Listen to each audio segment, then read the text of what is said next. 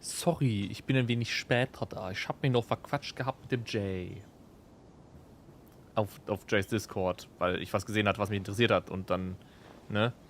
Außerdem Internetprobleme, aber Server 1 hat nicht funktionieren wollen von YouTube, Server 2 hat nicht funktionieren wollen von YouTube. Ich bin jetzt auf Server 3 unterwegs, von 4.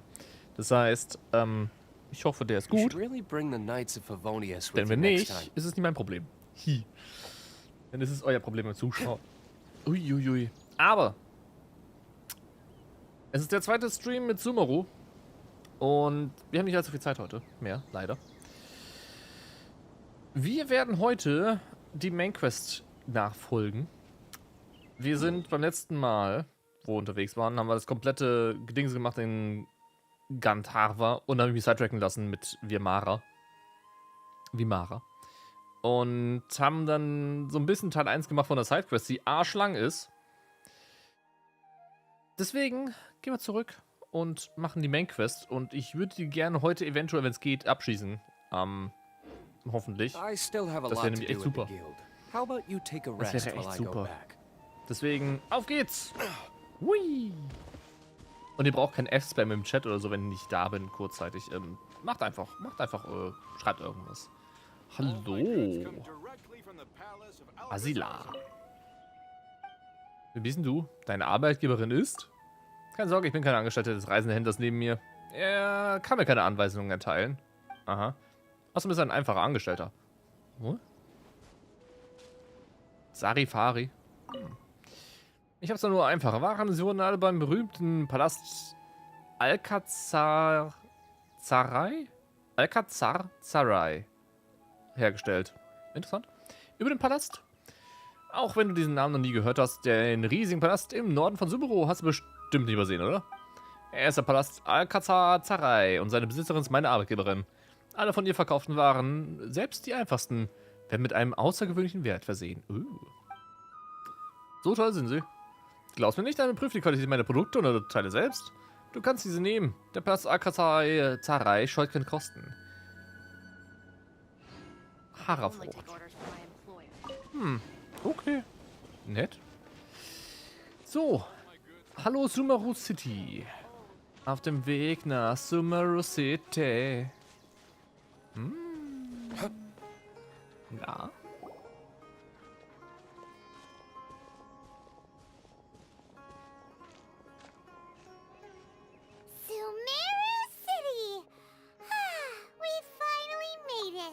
Yeah. Oh, did you see that?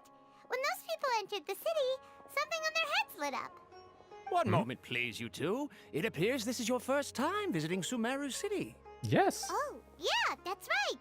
But how did you know that? Because there's currently no information on either of you in the Akasha. But no need to worry, that won't prevent you from entering the city. In fact, the Academia conveniently provides each traveler to Sumeru City with a device. Perhaps you two have heard of the Akasha before. It's our beloved Greater Lord Rukkhadevata's lasting legacy, a treasure trove of collected knowledge. Sicher, dass es das ist und nicht irgend so ein Scheiß von den Fatui, um Leute auszuspionieren oder gemeine Gedankenkontrolle anzuwenden auf die? Ich meine nur, das sieht ein bisschen suspekt aus hier mit dem komischen Zeug.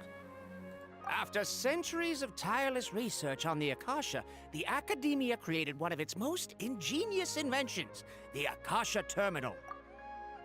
Terminal klingt ja noch nett, aber Kontrollgerät nicht so sehr. As long as you are within Sumeru's borders, you may use an Akasha terminal to connect directly to the Akasha and access any knowledge you need. I should mention that due to technical limitations, the operation of Akasha terminals will be much smoother and more effective in large cities such as Sumeru City and Port Ormos. Oh, so this is the thing that Yep. Tainari was telling us about. It sounds pretty amazing. You two are quite fortunate. Until recently, it was standard practice to only issue Akasha terminals to outlanders who spent an extended amount of time in Sumeru. However, this policy was recently changed, and now all travelers are issued one upon arrival. Nett. Here are your Akasha terminals. Please handle them with care. Er klingt so nett und freundlich, aber irgendwo... It kinda looks like a leaf.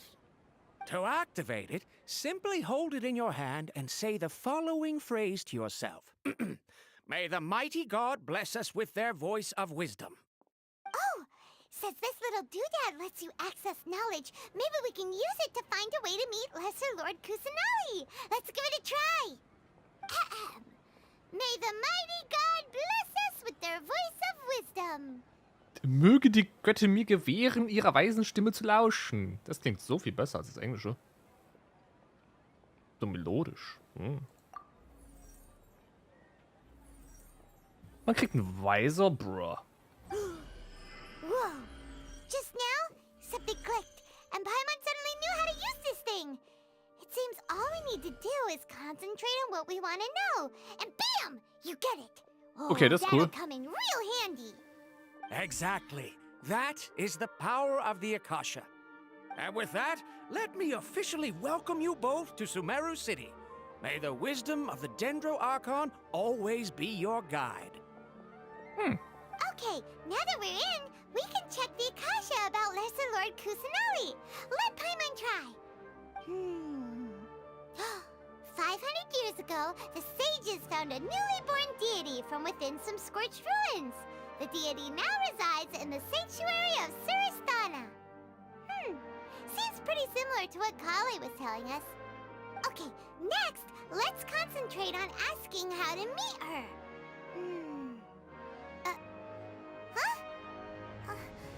Paimon doesn't sense anything. The Akasha didn't respond to Paimon's question. Das Interface ist voll geil. Erinnert mich so ein paar andere Sachen aus anderen Medien, so Anime und so weiter, wo sie sowas nutzen. Hey, Silbert hat das auch. Silbert 3 hat das auch. Und das ist voll geil. Nur leider kann man es nicht aktiv selber nutzen, was ein bisschen doof ist. Kann man es hier aktiv nutzen, wäre voll geil. Bei mir ist genauso. Oh, come on! Ugh. Focusing on this question feels like when you have something you're trying to remember and it's on the tip of your tongue, but you just can't think of it. Oh. Paimon's brain is exhausted. Ist aber sehr praktisch, das Ding, aber leider nur in Sumeru aktiv. Das brauche ich auf der ganzen Welt. Schande. Ich versuche das andere zu fragen. Oh, smart idea. But what are you going to ask it? Wo kann man am besten essen?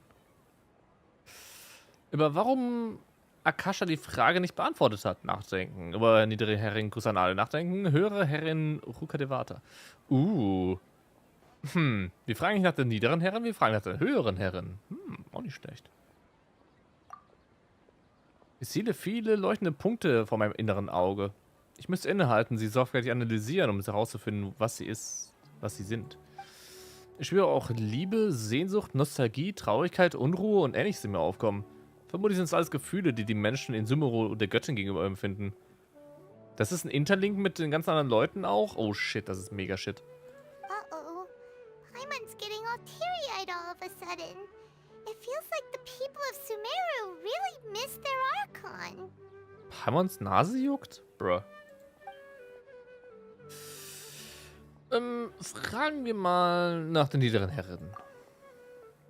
Einige neue Erkenntnisse kommen auf. Insgesamt deuten sie aber nicht auf viel mehr als das, was ja schon bekannt war. You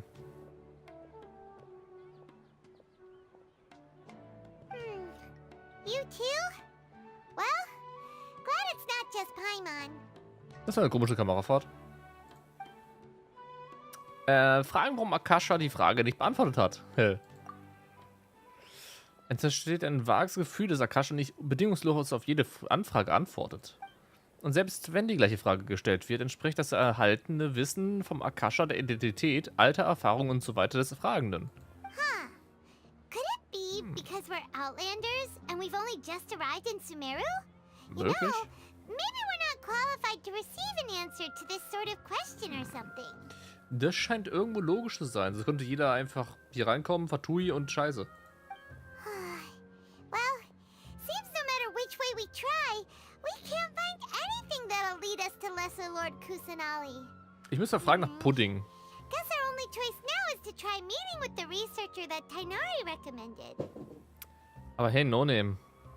Pudding gibt's heute leider nicht. Pudding steht nicht auf der Karte. Leider. Weil ist schon spät. Laden hat zu. Ich habe mir keinen Pudding gekauft. Außerdem muss ich ein bisschen abnehmen. He's from Sumeru and even has a position in the academia. Maybe he'll be able to access more info from the Akasha. Möglich. Let's see. Tainari wrote an address on the letter's envelope. Oh, it's not far from the city's gate. Let's head over and have a look. Hopefully he's at home. Die Musik ist nice hier. Faria. Und du bist? Ich bin Herrin Nisams Sekretärin, dafür verantwortlich, für ihn Protokoll zu führen. Solltest du Herrin Nisam da beobachten, wie er missmutig dreinschaut oder frustriert ist, bla bla bla. Du musst einfach deine Bitte vortragen, dann wird mir alles genau. Okay. Hello. Hello, are you Rohawi? Yes, that's me. Can I help you? Nein. Great! You see, Tainari sent us here and... What? Tainari? Yeah. Please, there's no need to say anything, really. Sure, I admit that the article I published last month wasn't my best work, and maybe the data didn't produce the most convincing results, but... Es scheint ein Missverständnis zu geben. Wir sind nicht hier, um über akademische Fragen zu diskutieren. Here, this is a letter from Tainari. Oh, let me see. Prost. Oh, ooh, what a relief. You two nearly scared the life out of me. So you two just have some questions for me? Yes. Seems even Tainari acknowledges my innate ability for procuring information. So, what is it you two would like to know? We want to meet with Lesser Lord Kusanali. Do you know a way we can do that? You mean you want to meet the Dendro-Archon herself? This isn't exactly my area of expertise, but let me see what I can find in the Akasha. Haben wir schon. Funktioniert nicht. Sorry, the Akasha didn't respond to my query. What? You too? But what about your abilities for getting information and all that? Paimon was sure you'd be able to access more info than we did. Well, as I said, this isn't my area of expertise. I am but a lowly researcher, so the Akasha doesn't see a need for me to know more about the Dendro-Archon. Wow. All I know is that ever since Lesser Lord Kusanali returned to Sumeru, she's never left the sanctuary of Surasthana or made a public appearance. Wow. Huh. Didn't expect her to be such a mysterious figure. Kannst du diesen The Palast? Dendro-Archon is somewhat of a recluse. Perhaps she just doesn't want to entertain visitors, which would explain the lack of information in the Akasha. Aw, but then what can we do? No need to worry just yet. I'm only hypothesizing here. You could certainly try asking around and see if anyone else has ideas. And besides, you two should consider the bright side of things. Not being able to see Lesser Lord Kusanali may not be a bad thing. In this world, there will always be information you cannot obtain from the Akasha and things you can never accomplish. Knowing when to yield is a form of wisdom. Take me, for example. It's a miracle if my brain cells can spit out one paper every 3 years. But Tainari? That guy can publish 3 papers in just a single year. Okay. Thanks for your advice. Don't mention it. If you two ever want information about things like who's been promoted within the academia or relations between the 6 great sages, come find me. Die zwischenmenschliche Beziehung zwischen den 6 Weisen? Das ist interessant vielleicht. Schlechteres Lippensynchro als bei Xenoblade 2. Die Sache ist doch die. Die haben bei Xenoblade 2 nicht groß versucht, eine Lippensynchro hinzubekommen für die englische Version. Das haben sie zuerst gemacht bei Xenoblade 3. Und das sieht verdammt gut aus bei Xenoblade 3, muss man echt sagen. Das sieht verdammt gut aus. Das Spiel, das passt zu gar keiner der Sprachen. Weil die Charaktere einfach teilweise den Mund still haben und reden einfach. Es ist nicht auf dem qualitativen Level, das sie unbedingt machen müssen. Aber es juckt auch eigentlich keine Sau. Es stört keinen eigentlich. Das ist also dein Fachgebiet? Hey, come on. This is a survival skill at the academia. Gossip. Okay. Paimon's expectations were pretty low, but this is so low the dirt. So what do we do now? Even if we want to talk to someone, we don't know anybody here. Reden wir und der Typ guckt so ganz grimmig rüber. Apropos, wenn ich eine eigene Wohnung haben sollte und ich habe eine eigene Küche, würde ich mir ein Setup aufbauen und dann würde ich einfach mal Pudding streamen. Also streamen, wie ich Pudding mache oder so und dann essen und so, ne? Also so Kochkurs, wisst ihr? Es könnte sein, dass wir doch jemanden kennen. Huh? Like who? Subzeros zu den Sternen und Abgründen. Oh, you're right! Catherine! The Adventurers Guild has its own intel network. Let's hurry and find her. Ihr eigenes Intranet, yeah! Anything else you'd like to ask about? Fremdgekocht. Oh nee. Heimgekocht? Sage is the highest rank for an academia researcher. Since the institution's founding, each of the 6 great sages represent the finest mind and leader of their respective darshan. One grand sage is chosen from among the 6 sages to serve as the head of the academia. The current one is Sage Azar of the Ratawahist Darshan. Since ancient times, the sages have contributed immensely to Sumeru. The widespread usage of the Akasha is thanks to their hard work. Anything else you'd like to ask about?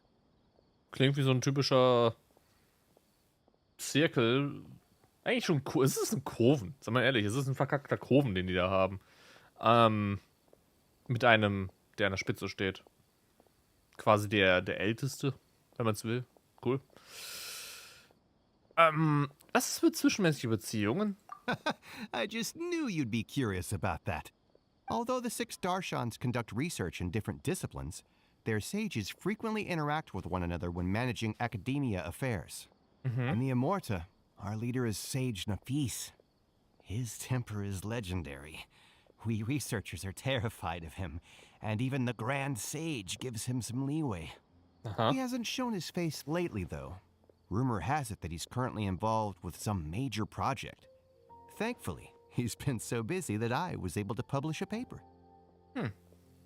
Anything else you'd like to ask about? Nö, tschüss. See ya. Take a page out of my book and learn to look on the bright side of things. Ich mag seinen Voice Actor, der ist super. Echt entspannt. Hi Nisam. Bin der Visier, brauchst Hilfe. Dein Name lautet Visier? Nein, ich heiße Nisam. Visier ist nicht mein Name, sondern mein Titel. Ich bin dafür verantwortlich, die Akademie bei Verwaltungsangelegenheiten in der Nähe des großen Bazars Stadtstraße zu vertreten. Zumindest ist das die offizielle Beschreibung. Tatsächlich sind nur Kleinigkeiten und die Mahatama geben die komplizierten Sachen, bla bla bla. Ich sagte, dass der neue Großkonservator bald gewählt wird und dass die Arbeit viel zugenommen hat. Das ist alles nur Ausreden. Zum Beispiel? Zum Beispiel kommen einige Anwohner, wenn der Geburtstag der Göttin der Pflanzen vor der Tür steht, zur Akademie, um Gelder für das Subzeros Festival zu beantragen. Aber seit die höhere Herrin Rukadevata weg ist, scheinen sich die Vorgesetzten nicht mehr besonders um die Feierlichkeiten zu kümmern. Sie brauchen sich nicht persönlich um die Sorgen der Anwohner zu kümmern. Aber letztlich bleibt es letzten Endes an mir hängen. Wie auch immer, alle Arten alltäglicher Angelegenheiten. Toll. Aber abgesehen von den Beschwerden tue ich meine Arbeit so wie verlangt.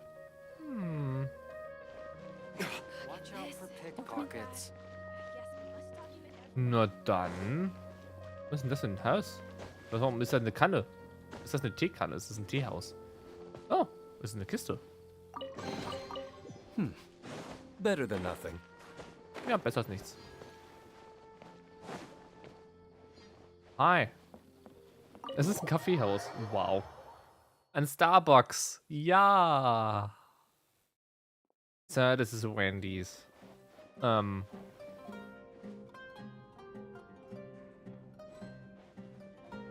Schick.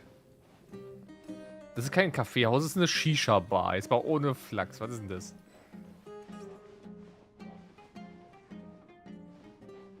Hi. NTK. Was? Ich habe das Pups-Kaffeehaus gelesen, was?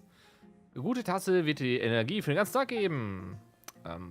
Über die Katze im Kaffeehaus. Ah, du hast dich Agatha gesehen. Gata ist nicht mal ein Jahr alt, aber sie ist bereits jetzt schon ein neugieriges Kätzchen. Jedes Mal, wenn ich Gästen einen Kaffeesatz die Zukunft voraussage, kommt sie hervor, um sich das anzusehen.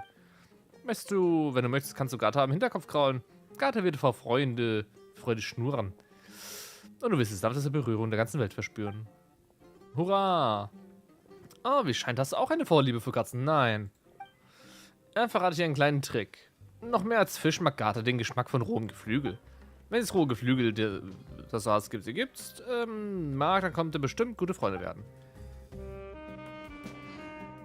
Oh, die Musik ist so pervers. Acting Cafe Manager in Tekka. At your service.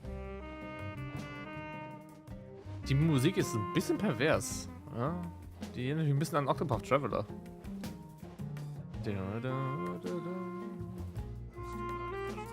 Wo kann ich hier ganz viele Flügel geben?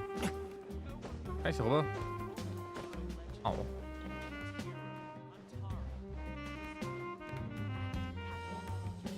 Wissen Sie? Sorry, Sanat, Ism. Ism, das war, oder was?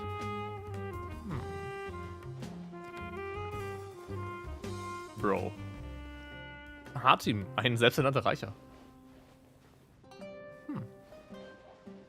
Das Modder. Cool. Ich mag Sumeru bislang. Es ist super schön, super angenehm, hier rumzuchillen.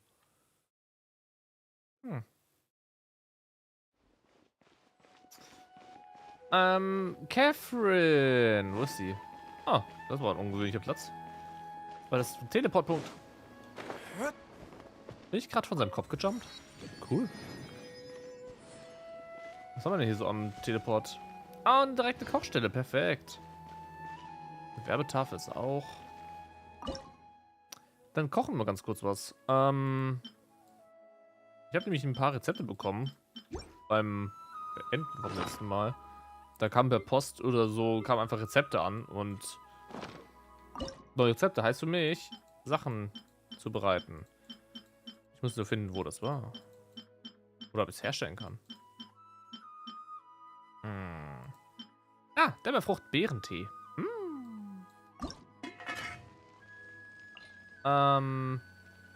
Misslungene Zweifachertrag. Lecker Beerentee. Yummy. Wer will nicht ein bisschen Beerentee haben, ne? Ja, alle wollen Beerentee. Oder was für Bärenmarke. Ne, wie heißt es so gut? Bärenmarke Qualität? Oh Mann. Ach ja.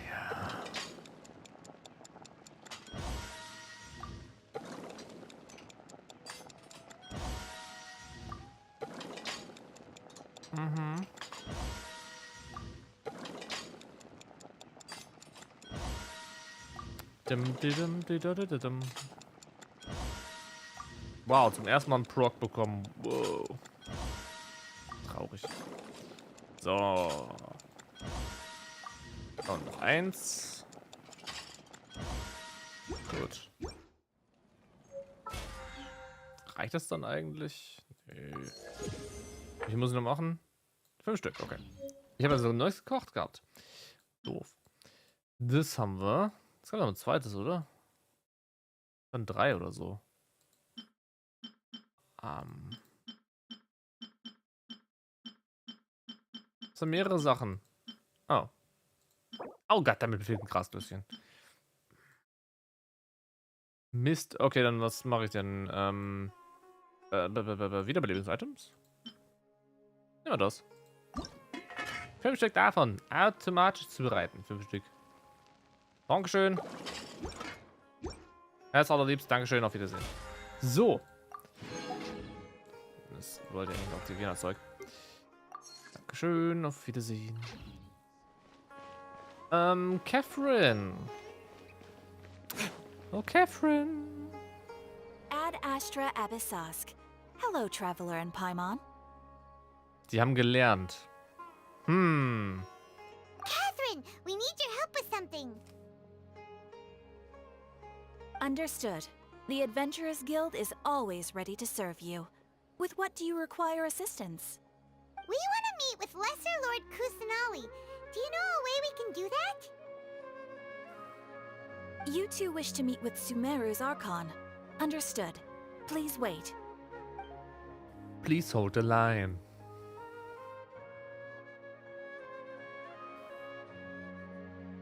I apologize, but I am unable to call up any relevant information in the Akasha. I'm also unable to locate any pertinent information in my personal memory. Aww, another dead end. Well, if Catherine can't help us, then we really don't know anyone else to ask now. Please do not worry. I may know of someone who can help you two. Ah. In Sumeru, the Adventurers Guild does not serve as the vanguard of information. Rather, there are numerous active mercenary groups collectively known as the Eremites. They take on various contracts and work all across Sumeru, so they naturally accrue intelligence. An Eremite brigade called the Corps of 30 is in charge of Sumeru City's defenses. Not only are they the oldest brigade, but they are responsible for managing and coordinating the affairs of all other mercenary brigades. Okay. Corps of 30? What a weird name. Das Regiment der 30. Supposedly, they are named as such because their ranks numbered 30 at their inception. Asfand, an advisor with the Corps of 30, maintains good relations with the Adventurers Guild. Though he's already retired, he and his words carry great weight within mercenary circles. If you'd like to get in contact with him, you can find him at the Corps of 30's headquarters, the Citadel of Rexar. Rexar? Uff. Netter Name. Vielen Dank, Catherine. You're welcome. I wish you two the best of luck. We look forward to your exploits in Sumeru. Nice. Alright, off to the Citadel of Rexar we go! Nice, nice, nice, nice. Laden. Hello. Ein Schatzgutachter? Wer bist denn du? Eines Tages ist die Familie mit Tribo nehmen und es noch viel besser machen als Vater.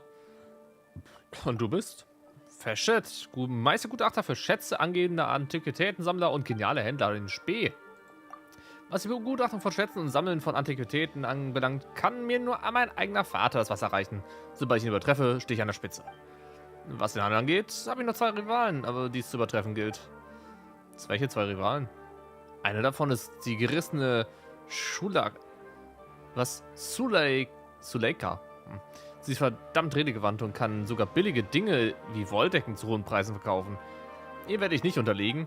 Und dann ist da noch Herr Sagema Bai, der von meinem Vater dauernd spricht. Ich kenne ihn zwar noch nicht persönlich, aber mein Vater zufolge scheint er noch etwas kompetenter zu sein. Kein Problem, je besser der Rivale, desto reizvoller die Herausforderung. Warte nur ab.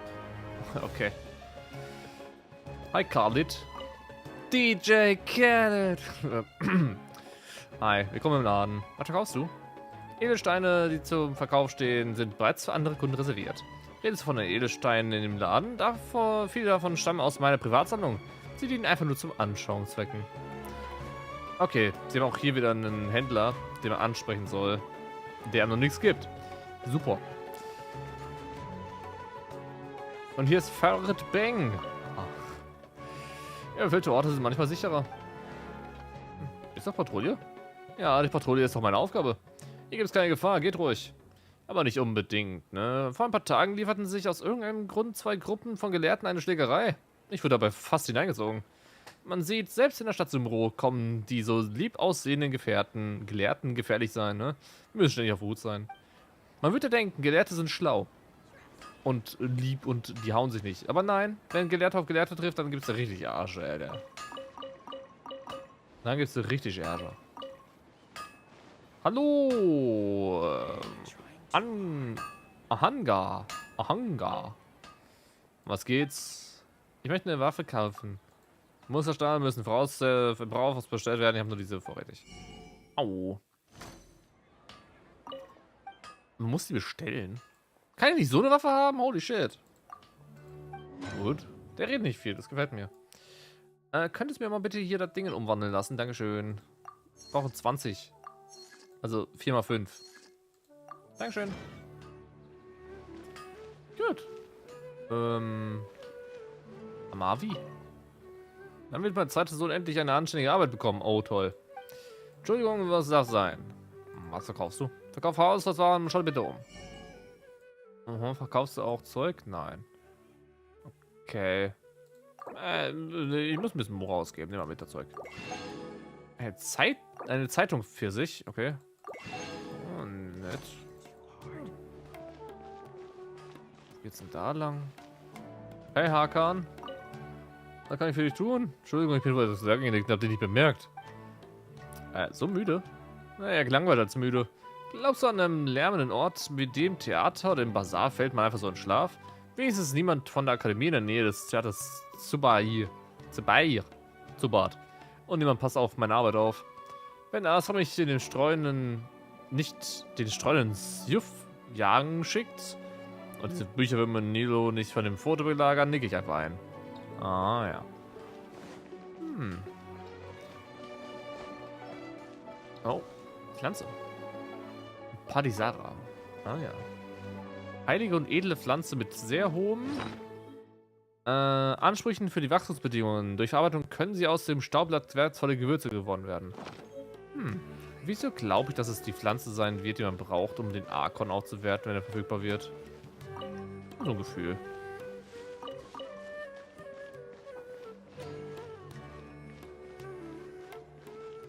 Wir sind hier richtig, aber da vorne ist noch eine Treppe irgendwo. Ah, das ist oben. Also von da. Ja, gehen wir jetzt hier vorne hin.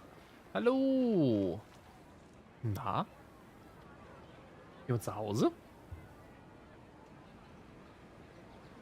Welcome. The Adventurers Guild told me to expect you two. Ah, das war schnell. Danke. It's nice to meet you, Osfond. We'd like to ask you about something.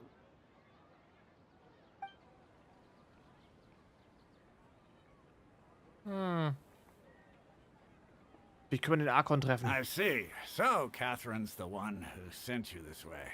Yes. Ha! It's true that the Eremites' network is vast, but even I can't help you meet the Dendro-Archon. Wow. Wait, seriously? That's it? Afraid so. The Eremites aren't terribly religious, so we don't know much about divinities. As far as the Akasha goes, we can access even less than you. We originally came from the desert. The gods there died off long ago. Since those days, we've used our own two hands to carve out a living. We don't beg gods for their aid. It isn't just us, though. If you ask me, I think most in Sumeru aren't interested in Lesser Lord Kusanali. Wow. Oh? Why's that? Just take the Academia, for example. They're the ones who truly rule Sumeru. Although they believe in gods, most of them only care for the late Greater Lord Rugudavada.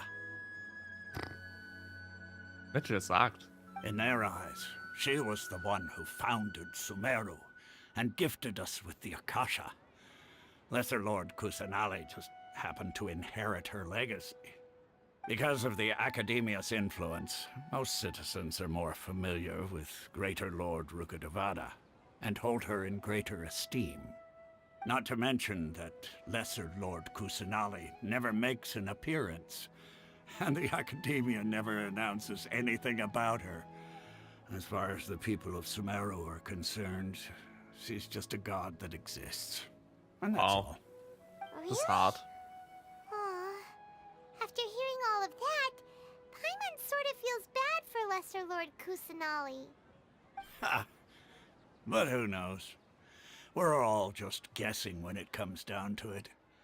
Besides, I'm sure the God of Wisdom doesn't worry about her reputation among people like us.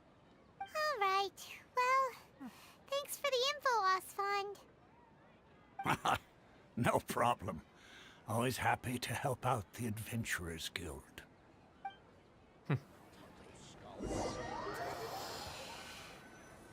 Oh, toll, ganz viele Passanten anfragen. Seems Osfond was right about most people's attitudes here. Tja. Not only are they not interested in the Dendro-Archon, they even say stuff like, if the Akasha doesn't think I should know, then I don't need to know about it. Boah. We've been asking for information non-stop ever since we got to Sumeru. But the harder we try, the more helpless everything seems. Isn't there at least one person in this entire city who cares about Lesser Lord Kusanali? Oh, you two are interested in Lesser Lord Kusanali? Huh? Who are you? From the sound of it, you two are Outlanders who recently arrived here. You've been asking around for information on Lesser Lord Kusanali, right? Yes. Oh, I'm sorry. I forgot to introduce myself. I'm Dunyarzad, one of Lesser Lord Kusanali's faithful followers. Aww. Really? Then do you know how we can meet with her? I'm afraid I can't help you with that. But your conversation earlier did happen to remind me of a legend about the Dendro-Archon. Eine Person, die sich auch interessiert, aber auch keine Möglichkeit hat, mit der zu treffen. Kannst du uns erzählen? Sure. It goes like this. Long, long ago, there was a man who heard a prophecy. It predicted that a great calamity was about to befall him. Panicked by what he heard, the man sought out the Dendro-Archon in hopes that she would bless him with the wisdom to help him escape his predicament. The man journeyed across deserts and through rainforests and experienced tribulations of every kind. However, he still couldn't find any trace of the Dendro-Archon. In despair, he thought, alas, the Archon has abandoned me. He then had no choice but to sorrowfully resign to his fate. Okay, and then what happened? Er ist gestorben. And then, the calamity came. But to his own surprise, the man felt somehow emboldened by the trials of his journey. By relying on his own strength, he managed to overcome the adversity. At that moment, a bird perched upon his shoulder. This bird was, in fact, an avatar of the Dendro-Archon. She said, "O Archon Seeker, do you now understand? She and her wisdom have long been found by you. Along your journey, we were in every flower and blade of grass, every ray of sparkling sun, and every breath of dancing wind. So long as you continue to think and ponder, we'll be wherever you go." Das ist eine schöne Story. Das ist quasi dieselbe Sache wie irgendwo in der Bibel, von wegen, hey, du willst Gott nicht finden, aber Gott ist immer da um dich herum und so ein Scheiß. Ja, sehr, sehr ähnlich. Cool. Von wegen die Kraft aus dem Inneren. Die Kraft aus dem Inneren. Nett.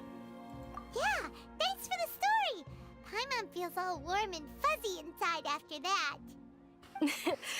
In a way.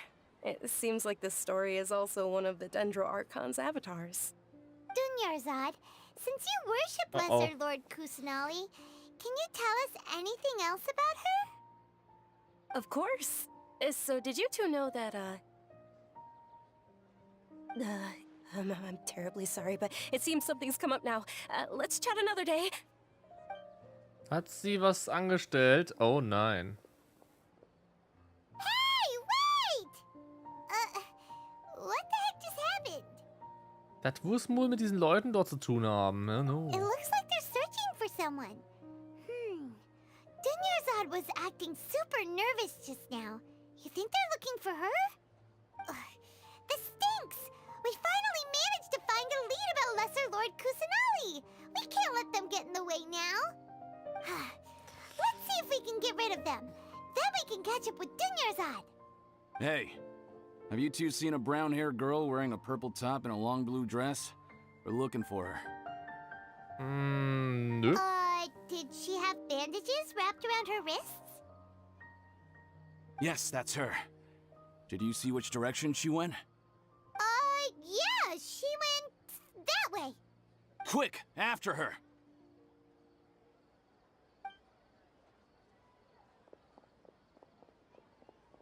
Schnell und dann laufen die ganz normal. That should keep him busy for a while. Let's hurry and find Dunyarzad. Ist das so schlau, jetzt sofort hinterher zu brettern? Na, ich weiß nicht. Hey Jungs, hab euch in die falsche Richtung geschickt. Blöd, ne? Strange. Where'd she go? She couldn't have made it far. There's no way we can return to the Master and Mistress empty-handed. I'll ask around again. Ich weiß nicht, die Gottbrigade sieht ein bisschen aus wie diese ganzen Typen in Liwe, die halt die Schatzjäger, die Schatzsucher, was auch immer. Sehen halt genauso aus, irgendwie in einem gewissen Maße. Wir kamen von da oben in der Cutscene. Ich will mal nur hochgehen, weil ich den Teleport haben will.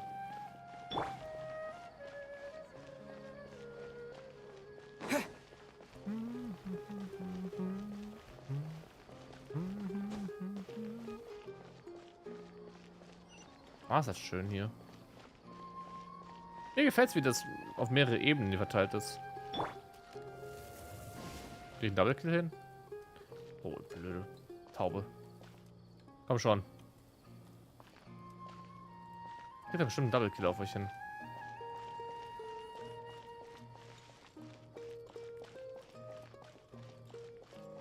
Auch nur den richtigen Winkel.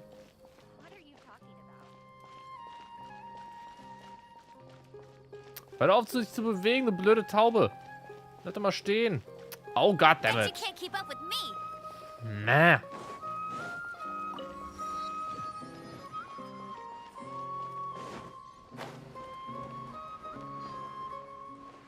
Blöde Tauben. Mäh.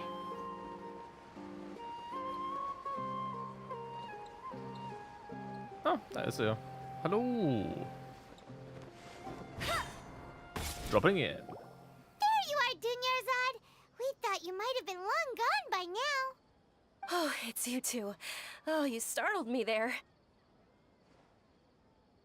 You can relax now. We threw those people looking for you off the trail. Really? Thank you so much. Unfortunately, I believe there's still more of them out there looking for me. Uh-oh. Looks like there's some coming this way. Huh? More of them? Then what are we standing here for? Run! No, wait, my body isn't in the best shape. It's difficult for me to run. Wer soll uns dann irgendwo verstecken? Okay, sounds good.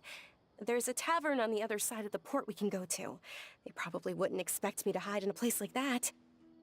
All right, let's move out. Stay behind us. We'll keep an eye out for anyone looking for you. Trust me. Just take my word for it. Hauptsache eine Taverne, ja. Am Hafen. Warum wird sie gesucht? Was hat sie getan? Wait.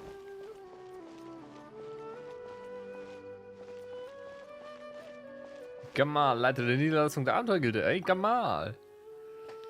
Hoffentlich mischt die Akademie nicht so sehr in die Aktivitäten der Abenteurer ein. Hallo. Oh, ich bin Gamal, Leiter der Niederlassung der Abenteuergilde. Da ich früher ein Matrose war, kann ich viele praktische Erfahrungen mit dir teilen, falls du mal ein Seelenabenteuer wagen möchtest. Wenn du andere Orte Sumerus besichtigen möchtest, kann ich ebenfalls den Weg weisen. Ich bedanke mich. Die Stadt Sumeru ist auf dem Heiligen Baum gebaut. Die obere Ebene gehört der Akademie, die untere Ebene gehört den einfachen Leuten. Wer studieren oder befördert werden möchte, muss hinaufgehen. Wer ein bequemes und ruhiges Leben führen will, der wählt die Gegend rund um den großen Bazar. Die Stadt Sumeru ist voller riesiger Regenwälder umgeben, ne? Sie wurde von den Gelehrten unter der Leitung des früheren Dendro-Hakons gepflanzt und so in der schwierigen Phase Sumerus zu helfen. Jedoch ist keine gute Idee, tief in den Regenwald vorzudringen. Bestien und Verwelkungen können Menschen töten. Bei Gefahr sollen die Waldhüter rechtzeitig um Hilfe kontaktiert werden. Rund um den Regenwald gibt es sehr viele Orte zum Ausruhen. Zum Beispiel Gandava, wo sich die Waldhüter und Vanara versammeln, wo das ruhige Dorf Virmara ist.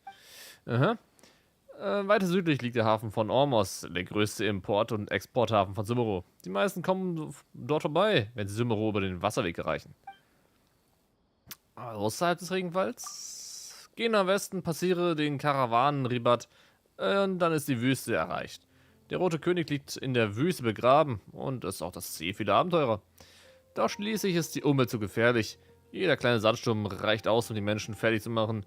Ist ein Besuch unbedingt nötig, sollte ein zuverlässiger Reiseführer im Aru-Dorf gefunden werden. Rudorf ist ein kleines Örtchen an der Grenze der Wüste. Die Bewohner sind sehr freundlich zu den vorbeiziehenden Reisenden und den reisenden Gelehrten. Da drüben scheint eine verlassene medizinische Einrichtung zu sein, die von der Akademie abgeriegelt wurde. Ich weiß, dass die meisten Abenteurer sehr neugierig sind und es nicht mögen, wenn Leute von der Akademie plötzlich, so wie die Goldbrigade, ihre Abenteuerpläne diktieren. Aber der Ort hört sich wirklich gruselig an. Also nicht ratsam, überstürzt dorthin zu gehen. Nett, danke Kamal. Sehr viel Infos. Danke. Ah, die Taverne.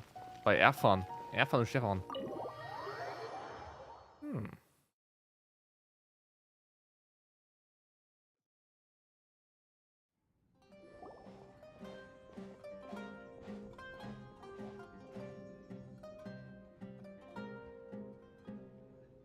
We made it. Oh, they shouldn't be able to find us now. Wait, stand down, Dia. Damn, hallo. Hi. Nett.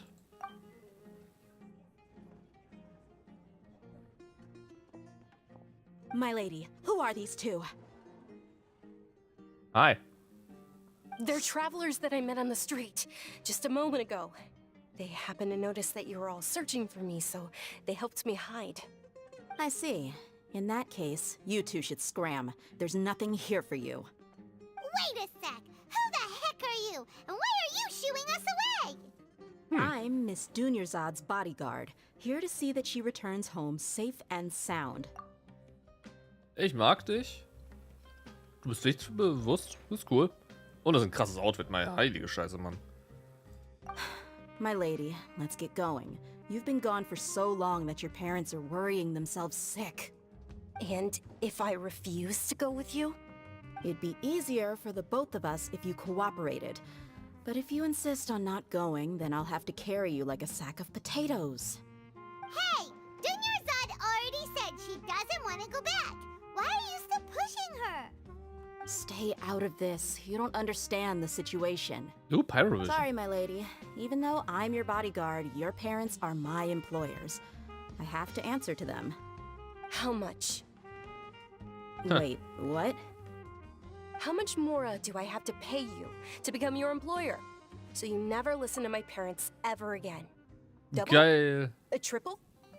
Give me some time and I'll get that much. Geil, Döner. My lady, this isn't about Mora. I don't know what you think of us Eremites, but let me say this. I like Mora, but I'll never go against my principles. That's why I'm here looking for you. Sure, it's an order from my employer, but my conscience was also telling me it's the right thing to do. And knowing your health, carelessly running around like this is gonna hurt ya. For the sake of those who love you, don't be stubborn. No, you're wrong. I'm aware of my limits and I know what I'm doing. Honestly, the only people being stubborn right now are my parents. And they know perfectly well that it makes no difference if I'm at home or not. They still won't accept reality. And every time I bring this up, they just change the subject. Dia, you've been living with us a long time already. This should be old news to you. Dia, I know it hasn't been easy for Mother and Father, and I'm grateful for everything they've done for me. But there's someone else in this world I'm also grateful to. Because she saved me. The love I have for her is the same I have for my parents. This is my life and my last chance. So I want to do something meaningful.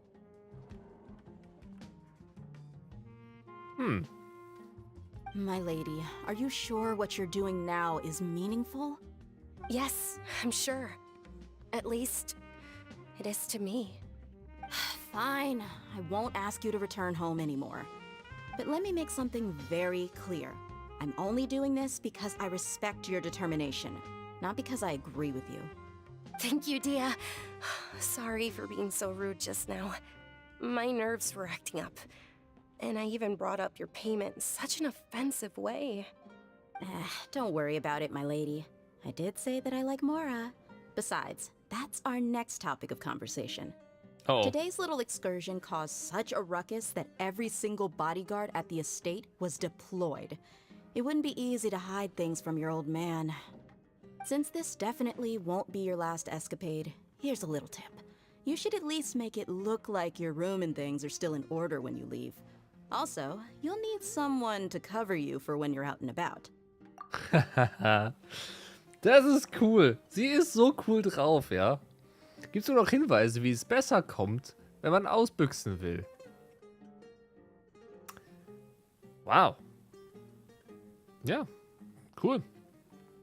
Sorg für ein Alibi. Das ist immer eine gute Idee. In jeder Situation. Ha. So, I'll let you hire me, my lady. This way, everyone wins. As for the pay, let's say half of what your father pays me. We can settle the bill when we return to the estate. Okay, deal. Yay! Looks like they've reached an understanding. Dunja, sagt alles in Ordnung? I'm fine, really. I just feel a little tired now that things have calmed down. Du hast Hunger. My lady, stop trying to look tough. We're already in a tavern, so let's rest up and grab some grub. Yeah. I'm sorry for worrying you two. If you don't mind, I'd like for you to join us. Sure! After you rest up, we want to hear more about Lesser Lord Kusanali.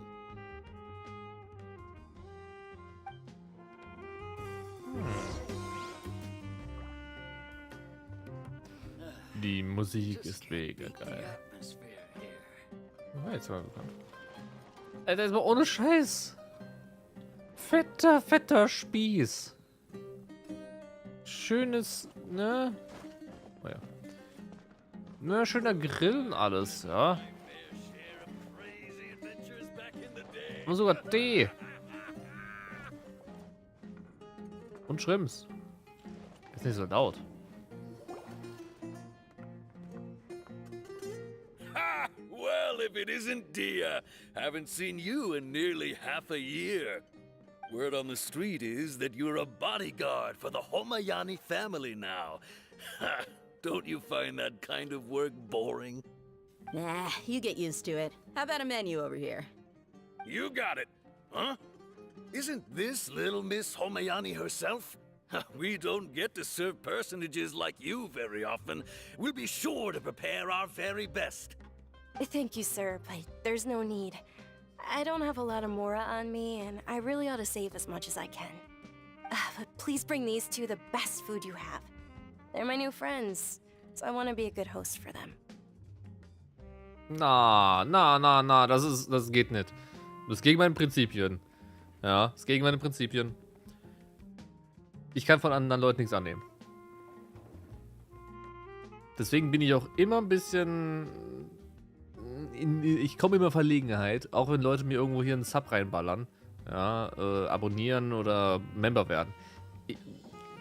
Fühlt sich für mich immer noch falsch an. Nach all den Jahren. Es fühlt sich für mich einfach nicht richtig an. Es fühlt sich falsch an. Schon gut, wir können selbst zahlen. Wir haben genug Mora. Wait, we're paying for ourselves now? Aw, Paimon kinda wanted to try something fancy, but we aren't exactly loaded. Guess Paimon will settle for something ordinary. How about our coconut charcoal cakes? They're our signature snack, and they run cheap. Look, other customers over there are eating some now. Bro, die haben einen Rap. They look kind of burnt and dry. Paimon will pass. Paimon? Beim Essen wählerisch? Wow. Ich kann mich ja noch an die Schleimgerichte erst erinnern. Ha! What do you have against my slime dishes? Ist günstig. Dunyarzad, we asked a lot of people when we first arrived, and almost nobody was interested in Lesser Lord Kusanali. So, what made you want to follow her? Well, remember when you asked me if I knew how to meet the Dendro-Archon? Even though I don't know how, I think I've actually seen her before. Huh? Really? Yes, it was when I was a child. At the time, my illness had kept me bedridden for the better part of a year. I was stuck inside and couldn't make any friends, and my parents did their best to find treatments for me. But even then, the Akasha didn't have any helpful information. My younger self no longer had any hopes or dreams. One flare-up was so bad that I was in a semi-conscious state for several days. Wow. Then one night, I woke up alone in my room. I was terrified. My body was paralyzed. Even if I cried, there was no sound. At that moment, an ethereal voice spoke in my mind. Dunyarzad, don't be scared. You don't have to cry. Dunyarzad, don't be scared. You don't have to cry. Who are you? How do you know my name? How do I explain this? You might not be able to understand, but actually, I know everything about you. Really? Of course. Aw. I know that you're scared of thunder, that you hate taking medicine every morning, and that you love counting the petals on your mom's skirt. Aw. Wow, you really do know everything. Ah. Dunyarzad. Dunyarzad, is there anything you want? Want? Not really. I can't go anywhere or do anything. Huh? But aren't you a child? All children have wishes. Tell me what you want, and maybe I can make it happen. But can you make my illness go away? Oh. I'm sorry. But I'm not powerful enough to do that right now. Then, can you be my friend? Aw. After that, the voice said, "Okay, I'll be your friend." Although my body was suffering during those days, that voice encouraged me and told me many wondrous things. Beyond my window was the flourishing Sumeru city. Beyond the city was a lush rainforest. And beyond that was the wall of Samiel, deserts, and all of Teyvat. Once I finally made it through that bout of illness, I couldn't hear that voice anymore. I told my mother about it, but she said that I must have been dreaming. But I know that that voice wasn't a figment of my imagination. Before that, I had never heard of Teyvat. Du denkst also, dass diese Stimme die niedere Herrin Kusanali ist. Ich meine, es klingt wie ein Fiebertraum, aber okay. Yes, for sure. If it weren't for that voice, I would have never grown curious about the outside world, nor would I have learned how to read and enjoy so many books. That voice sparked a desire for wisdom. It had to have been the Dendro-Archon. I've been hoping for a chance to repay her kindness. In fact, I was running around today to help prepare the Subzeros Festival for her. What's the Subzeros Festival? It's Lesser Lord Kusanali's birthday, which was the day that she was found by the sages. It's actually an old holiday that originally celebrated Greater Lord Rukkhadevata's birthday. When she passed away, the holiday eventually became a celebration of the Lesser Lord's birthday. I heard everyone was overjoyed when they welcomed her back to Sumeru. In those days, the festival was a huge deal. But because of the Academia's influence, people have gradually lost interest in the festival. The Academia actively participates in Sumeru's many holidays dedicated to Greater Lord Rukkhadevata.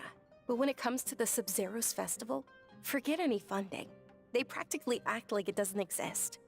Maybe they see Lesser Lord Kusanali's birth as confirmation of Greater Lord Rukkhadevata's death, so they're reluctant to celebrate it. Möglich. Aw, but that's awful. It is. It's absolutely terrible. Sure, the Greater Lord founded Sumeru, but hasn't Lesser Lord Kusanali been the one quietly protecting us for the past few hundred years? Just remember that we're still out in public. Don't get too carried away now. I know that people over by the Grand Bazaar still hold the Subzeros Festival to this day. But I hadn't met any of them before, so I was never able to contribute. But recently, I made a friend there who also follows Lesser Lord Kusanali. I gave her my savings because I want her to throw a wonderful festival this year. That's the least I could do for Lesser Lord Kusanali. Oh, Mann. Hold on, my lady. Does this friend happen to be Nilu? The one who sends flowers to the estate? Yes, that's her. I saw her leaving the other day with a nervous look on her face. It seemed like she was hiding something in her arms. Did you give her something? Yes. Initially, I didn't have much more prepared, so I had Nilu sell one of my skirts. I've agreed with Nilu to meet up at the Grand Bazaar today, and see how things are coming along. Dia, would you accompany me? Sure. That's quite the trip, though. I'll carry you. No, that would be too much, even for you. You might as well just accept the lift. If I let you walk, who knows how long it'll take us. And if anything happens to you, then I'd really never hear the end of it from your father. Kannst du mich auch tragen? Ich meine, wie schnell ist die, wenn die tragen kann und schneller ist, als wenn sie mitläuft? Will auch getragen werden. Können wir mitkommen? But of course. Nilu will be thrilled to hear there are more people interested in Lesser Lord Kusanali.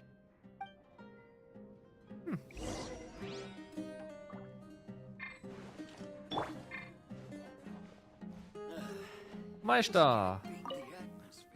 Das sollte sein, wenn du dir sicher nicht besser bist, dann fand ich das Lambert. Fleischbällchen. Das Geschehen in der Taverne wurde gerade erst ausgetauscht und ist alles neu. Das lässt dein Gemüt bestimmt auch in neuen Glanz erstrahlen. Speisekarte. Fischröllchen. Minzbohnensuppe. Shawarma-Rolle. Jetzt hab ich Hunger, Mann. Ich bin nicht so der Fischfreund, aber so ein Dingens hier, so ein Wrap gefällt mir bestimmt ganz cool. In Fladenbrot gerolltes Grillfleisch. Ah, es ist ein Lammertschum. Das Fleisch vom senkrechten Drehspieß abgeschabt und auf Weizenfladen legen. Aha, Gemüse und Soße dazu geben, den Teig einrollen. Somit ist ein authentischer Sumeru-Imbiss vollendet. Geil. Hey, kahle Bohnen.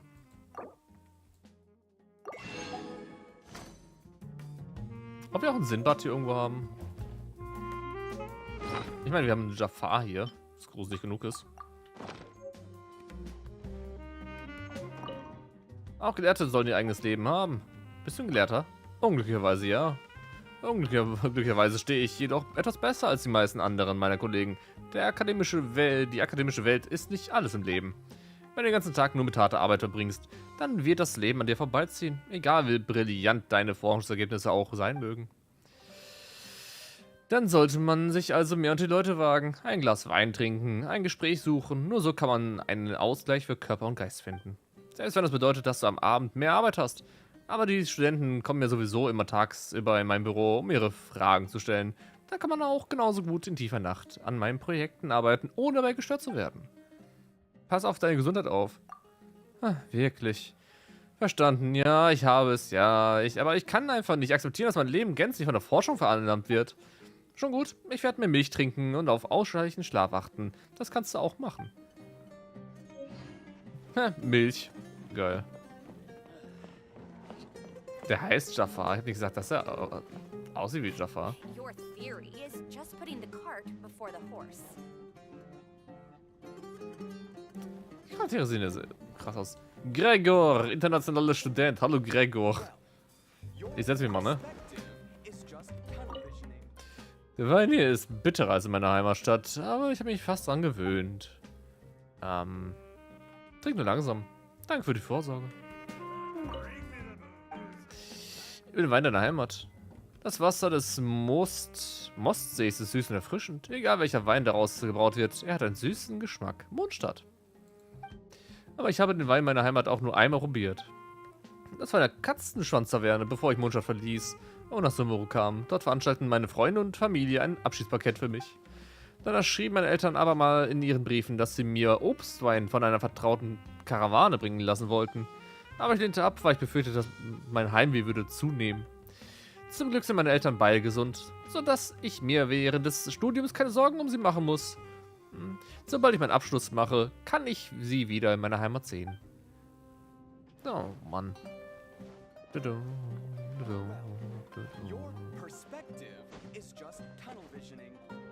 Wow. Deine Meinung ist scheiße, sagen die. Hey, wo ist der Fettsack hin? Jafar? Hat sich Jafar entwickelt. Oder in 2 Leute geteilt. Ist er nicht Lempter? Das letzte Mal, als ich ihn in der Stadt gesehen habe, war, sieht aus, als hätte ich noch nie in der Stadt gesehen. Also, diesmal bin ich wegen eines privaten Auftrags gekommen. Eine Abenteurerin hat mich gebeten, sie zu beschützen. Ursprünglich hatten wir vor, uns nach der Registrierung bei der Abenteurergilde auf den Weg zu machen. Wer hätte gedacht, dass sie vor der Abreise kaufsüchtig wurde? Nun bin ich seit Tagen mit ihr auf dem großen Bazar unterwegs. Ich weiß nicht, wann sie endlich mit dem Einkaufen aufhören wird. Du übertreibst nicht, oder? Nein, vielleicht weil sie fremd ist und vieles noch nie gesehen hat, findet sie alles interessant. Jeden Tag brummelt sie durch den Markt, bis die Sonne untergeht. Und als ihre Leibwächterin muss ich sie begleiten. Ich habe sofort Mitleid mit dir. Soweit ich mich erinnere, interessierst du dich noch nie für den Schickimicki auf dem Markt. Das muss eine Qual für dich sein. Warum kündigst du nicht einfach den Auftrag und schließt dich unserem Regimente 30 an? Wir arbeiten nur für die Akademie. Die Arbeit ist stabil, weniger ermüdend und ist gut bezahlt. Ist das nicht viel besser, als einer kleinen Seltengruppe Privataufträge zu übernehmen? Lieber nicht. Weniger ermüdend heißt etwa, jeden Tag nichts zu tun zu haben, außer Essen, Trinken, Schlafen? Du kennst mich sehr gut. Ein gut bezahlter Job, der echt langweilig ist, wo man den ganzen Tag nichts zu tun hat, ist ein Scheißjob. Dann lieber einen Job haben, wo ein bisschen Aufregung drin hat, ein bisschen Spaß haben kann und sich ausleben kann. Für ein bisschen weniger Geld würde ich sogar machen. Welches ist nicht gut für dich? Doch, immer.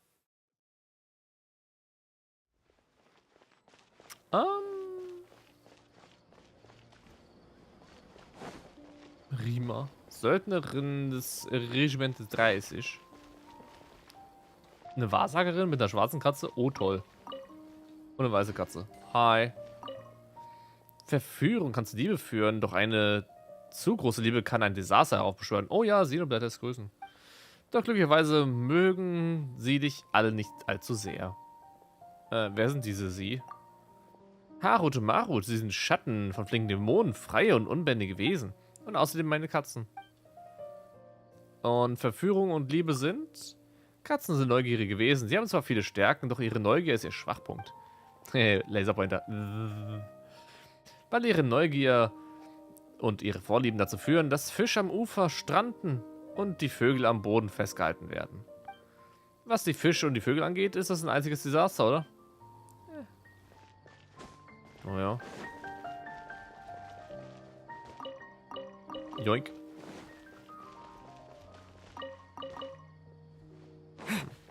Ja, Anfang wieder, ne?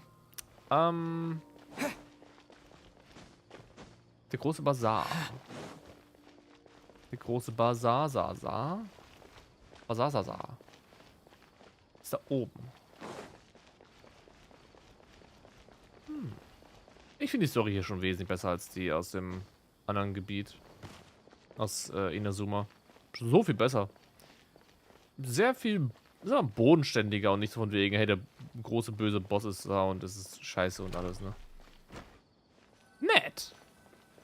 Winkelgasse.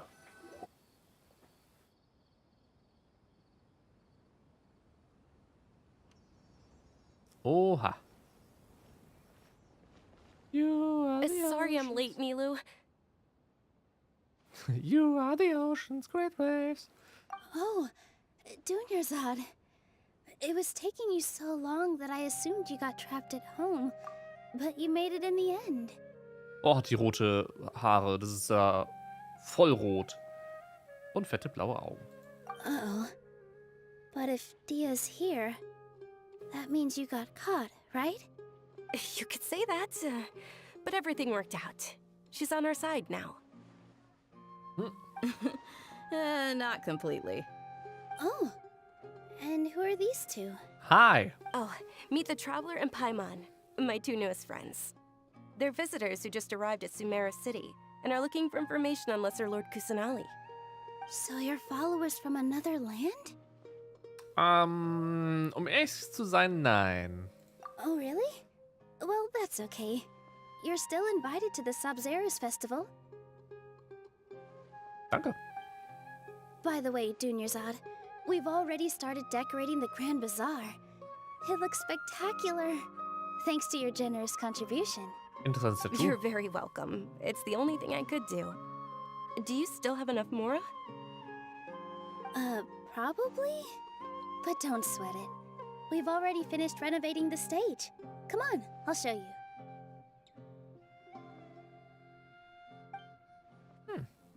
What's so great about Snezhnayan toys anyway? Every item I sell here comes with its own fascinating story. I've got great food and great drinks that everyone can enjoy. Nett. Spielzeughändler. Wenn ich mir den Markt von Liebe erschließen könnte. Was hast du vor? Es gibt den Verkauf von Spielzeugen. Ich habe gehört, dass sich Spielzeuge aus Snezhnaya sehr gut verkaufen, bla bla. Wenn ich die Gelegenheit ergriffen und meine handfertigen Kinderspielzeuge nach Liebe geliefert hätte, dann würden sie jetzt sicher noch mehr größeren Anklang finden als die Ware aus Snezhnaya. Wie konnten sie in diesem eiskalten Ort nur wissen, was Kinder wirklich wollen? Naja, kalter Ort, große Herzen, oder wie heißt das, ne?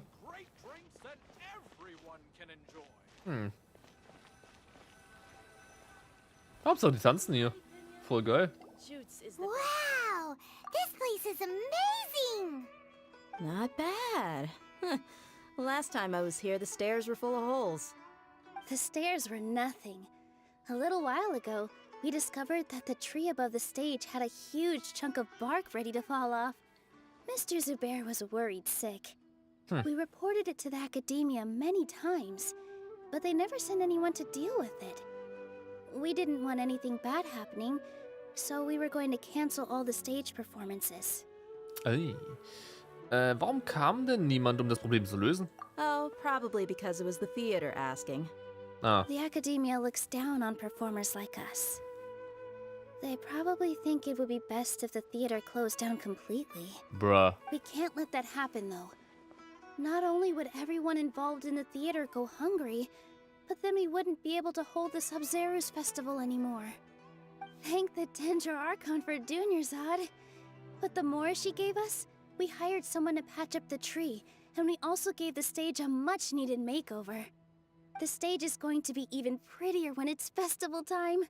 I can't wait for you to see it. And I can't wait to see you on the stage. You've been practicing so long already. It's almost time for your dream to become reality. It's our dream. I'll do my best for the two of us. Nilu, what are you gonna be doing at the festival? She'll be dancing the dance of Subzeros, the most important performance at the Subzeros Festival. Oh. Dunyarzad, have you told them the origin of this holiday? I only told them about the Greater Lord and Lesser Lord so far. Okay. Then I'll tell you two about how this holiday came to be. According to legend, the Subzeros Festival was originally the Goddess of Flowers' birthday celebration for the Greater Lord. A long time ago, on one of Greater Lord Rukkhadevata's birthdays, her friends threw her a celebratory banquet. Some of the gods got drunk. One started playing music, and the Greater Lord started singing, so the Goddess of Flowers began to dance. As she danced upon the grass, countless beautiful parisaras began to bloom wherever she stepped. Those brilliant purple flowers became her dazzling stage. All the gods clamored, "Oh, if only time could stop at this very moment." Klingt, als hätten die eine Menge Spaß gehabt. Das. Ja, klingt wie ein toller Abend. Von wegen guter Sommertag und dann schön, ne, einfach einen saufen gehen und dann Spaß haben. Klingt ein wenig traurig. Oh. Of course they did. When people mention the gods, they always think of the Archon War. But Sumeru's gods also had happy times. Although they aren't around anymore, they're preserved in our tradition of dance. This outfit I'm wearing is apparently based on how the Goddess of Flowers looked. Though we're just tiny people compared to the Divine, we still have to do our best to make sure that the birthday girl feels loved on her special day. Nilu, you of all people will definitely be able to convey our well wishes to the Dendro-Hauptstadt. I also noticed that you went the extra mile and scattered parisaras around the stage. Schön. They symbolize the Goddess of Flowers, after all. It's just a shame that all the real parisaras went extinct after her death. Yeah. Oh? The Greater Lord brought forth parisaras in memory of the Goddess of Flowers. but she ultimately could never truly replicate that beautiful purple. Thinking about the Goddess of Flowers dance makes me wish I could have seen it. If my stage were anything like that, I'd be thrilled if I had just 2 real Bodhisattvas on the stage. Seien wir ehrlich, die Stage damals war wahrscheinlich einfach nur so ein Erdhaufen, irgend so ein Dreckdingen, wo die drauf getanzt haben und die spielen das alles hoch von wegen, oh mein Gott, wir müssen es perfekt haben. Mach die Stage weg. Dann hast du es perfekt. So, Traveler in Paimon, what do you think? Interested in the Subzeros Festival? Will you two be coming? Klar. All of Lesser Lord Kusanali's followers will be there for her birthday. It'll be a good opportunity for you to learn more about her. Klingt gut. Ooh, Paimon thinks that's a great idea! Du willst ja nur Spaß haben, oder? Du willst ja nur die Leo tanzen sehen, nicht wahr? Of course Paimon wants to watch. Those 2 things aren't mutually exclusive, you know. So how about we all attend the Subzeros Festival together? Okay. Sind wir uns einig? Junior-Zod, let me show you which stage decorations we've picked out so far. Traveler in Paimon, if that doesn't sound interesting to you, then feel free to explore the area. Everyone at the Grand Bazaar loves Lesser Lord Kusanali, and we're all looking forward to the Subzeros Festival. In that case, we'll take a look around. Es wird bestimmt keine Typen geben, die das ganze Ding hassen, haten und so und das kaputt machen wollen oder sowas, ne? Hi, Daya. Huh. Revamping the stage for the festival couldn't have been easy, that's for sure. I bet this year's festival will be one to remember. I don't know much about the Grand Bazaar, but I do know that the residents here have a penchant for song and dance. 2 things that the academia doesn't particularly approve of. Oh, and the perfume sold around here is a lot better than what you'll find elsewhere. The fragrances are longer lasting and they're gentler on your skin and... I mean, that's what I've heard at least. Der hat sich mal beraten lassen. Verrat. Things are really shaping up, and there's a buzz around the festival this year. We're expecting people from all over to come by this year and buy things during the festivities. Don't be fooled into thinking that Sumeru City has the best of everything. Some festival snacks are only offered here in the Grand Bazaar. Ooh. And when it comes to musicians, dancers, or singers, the Grand Bazaar's got the best of the best. Sure, those folks at the academia might not like it, but what's a festival without song and dance?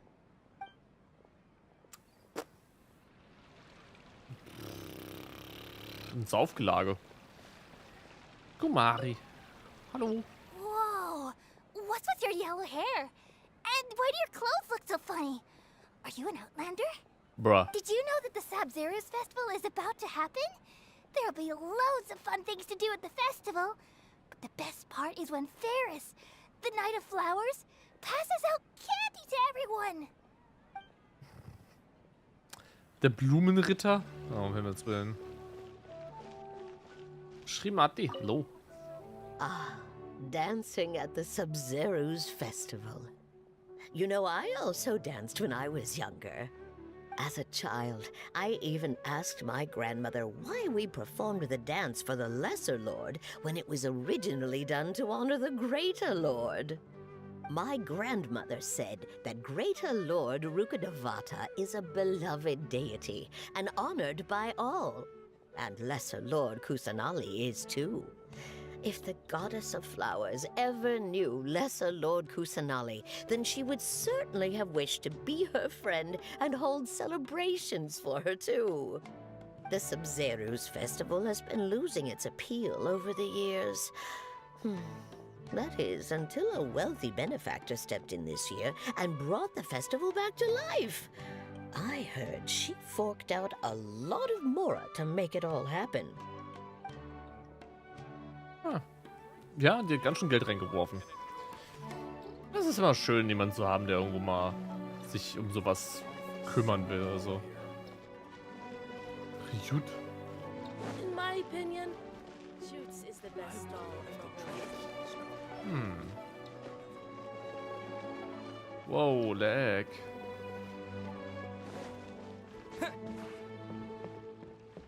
Schöner Ort hier.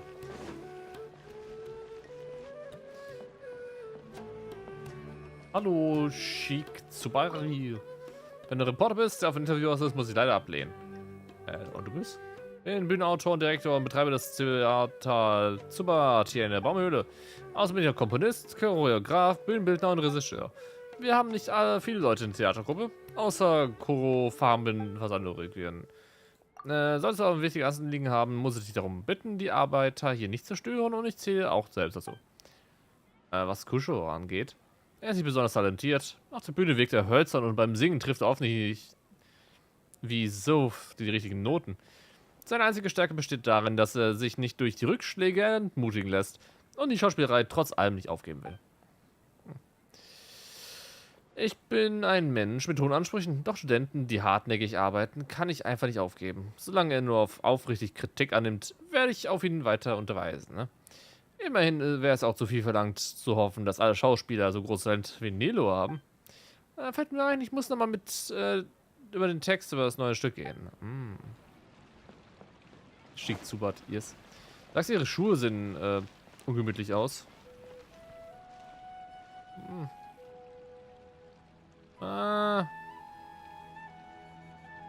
Ich weiß nicht.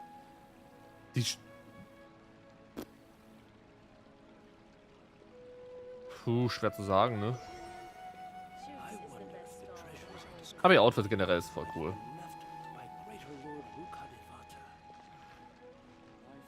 Guck mal, sie smilet einfach. Ihr ganzes Outfit ist voll gut designt.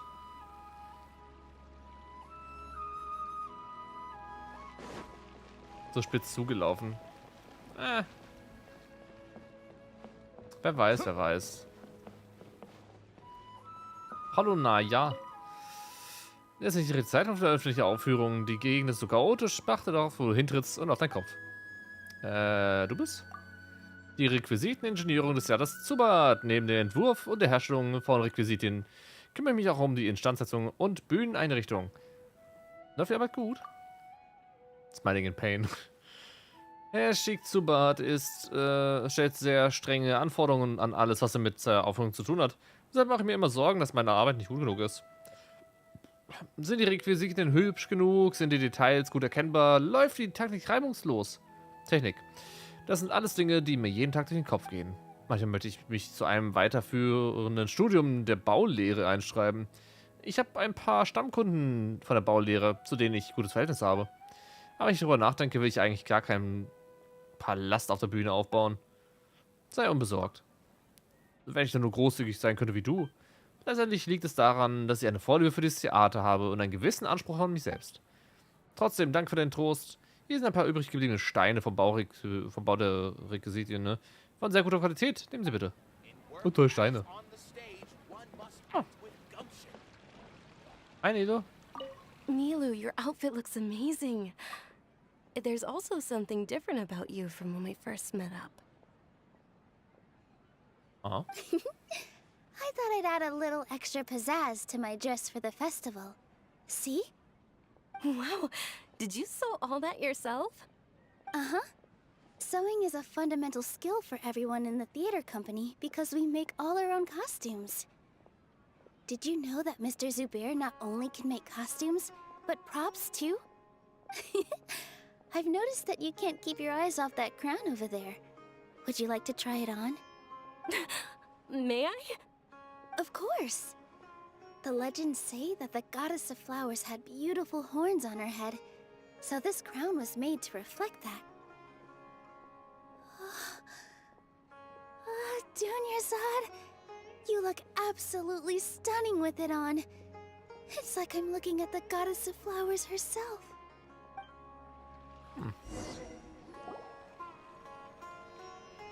Hey! Is that who Paimon thinks it is?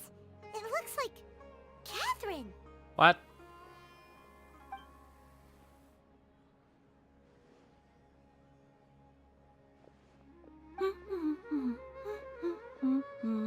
Hi, Catherine. Huh. Come to think of it, Paimon's only ever seen her behind the counter at the Adventurers Guild. This is the first time we've ever seen her taking a break. Hey, Catherine! Hmm? Oh, hey! It's the Traveler and Paimon! Yo. What's shaken? Whoa, break time Catherine sure sounds a lot less formal than usual. Paimon was still waiting for her to say Ad Astra Abyssosk. Sure. Standing behind the counter at the Adventurers Guild doesn't require any complicated functions. But saying and doing the same old things over and over again can get pretty monotonous. Like watching the same Fontaine movie day after day. But take you two, for example. You travel across Teyvat to enrich your lives and gain new experiences. Well, we enjoy traveling across Teyvat and all that, but we're mainly looking for clues about his sister. Yes, you should keep searching. Sometimes the answers we're looking for aren't necessarily at our intended destination. Instead, they're found along the way. Vielleicht sollte man mal das System versuchen zu nutzen, um irgendwas über die Schwester rauszufinden. Ich meine ja nur, wäre vielleicht mal eine Option. Huh. Haven't we heard someone say something pretty similar recently? Anyways, what brings you out here, Catherine? Magst du das Subzeros Fest auch? Subzeros Fest. No, not particularly. I guess you could say that I'm loving the recent atmosphere here. If festivals bring happiness to everyone, then that's where their true value lies. Oh, it looks like it's about time for me to be heading back now. Alright, we'll see you next time at the Adventurers Guild. Oh, by the way, thanks for connecting us with the Eremites. We've already made some great friends in Sumeru City thanks to you. I'm sure you two will get along well with the people here. You've already been blessed by the element of Dendro, after all. See you around.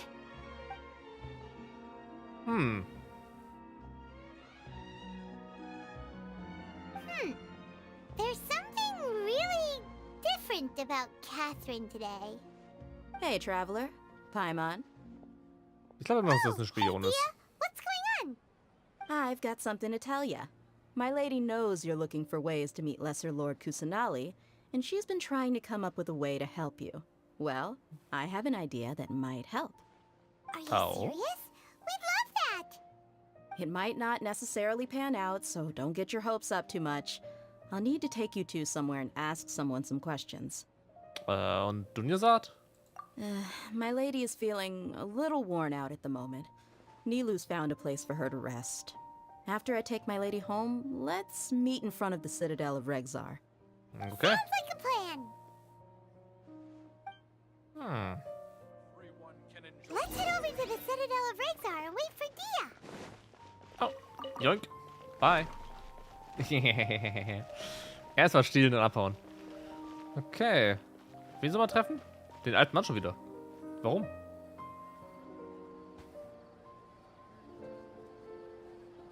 Sorry, I'm late. It took some convincing for the master and mistress to believe that Miss Dunyarzad was only sitting in the port for a while because she was in a bad mood. Anyway, I guess I should be thanking you. I haven't seen Miss Dunyarzad that happy in a long time. If it wasn't for you two, she probably would have been caught and dragged back much earlier. You sure sound a whole lot nicer than when we first met, Dia. Who would have thought you had such a soft spot for Dunyarzad? Kurz zur Erklärung, diese Dinger, die sie hier an der Seite haben, ist sowas wie ein, sagen wir mal, wie sagt man am besten? Sagen wir, da du bei Xenoblade zugeschaut hast, dasselbe, was sie in Xenoblade haben, wo sie sich einfach den Kopf halten, ja, und dann Informationen eingespielt bekommen und sehen können. Sowas wie quasi Internet auf dem Kopf. Jeder in der Stadt hat sowas und die sind alle verbunden zu einem großen Hauptrechner, der im Baum ist irgendwo, und die kriegen alle Informationen darüber, die sie haben wollen, wenn sie nur darüber nachdenken. Also die versuchen jetzt beispielsweise immer wieder rauszufinden, hey, wie komme ich an die Kusanali ran? Und das System so von wegen, nö. Alles andere, ja, nur nicht daran. Das ist komisch. It's called being a professional. I'm a bodyguard, and I work for whoever's paying. Look, Dia's blushing. Oh, wir sollten sie nicht wütend machen. Es ist ihr peinlich. Listen, you two. I don't expect to be working for Miss Dunyarzad very long, but I hope to finish things on a positive note if possible. Let's cut the chit-chat and head into the Citadel. We'll see if the person I know has a way for you two to meet with the Lesser Lord. Ich sag mal so, an sich, wenn ich sie ziehen sollte, braucht sie keinen Arbeitgeber mehr. Dann kriegt sie ganz viel Mora.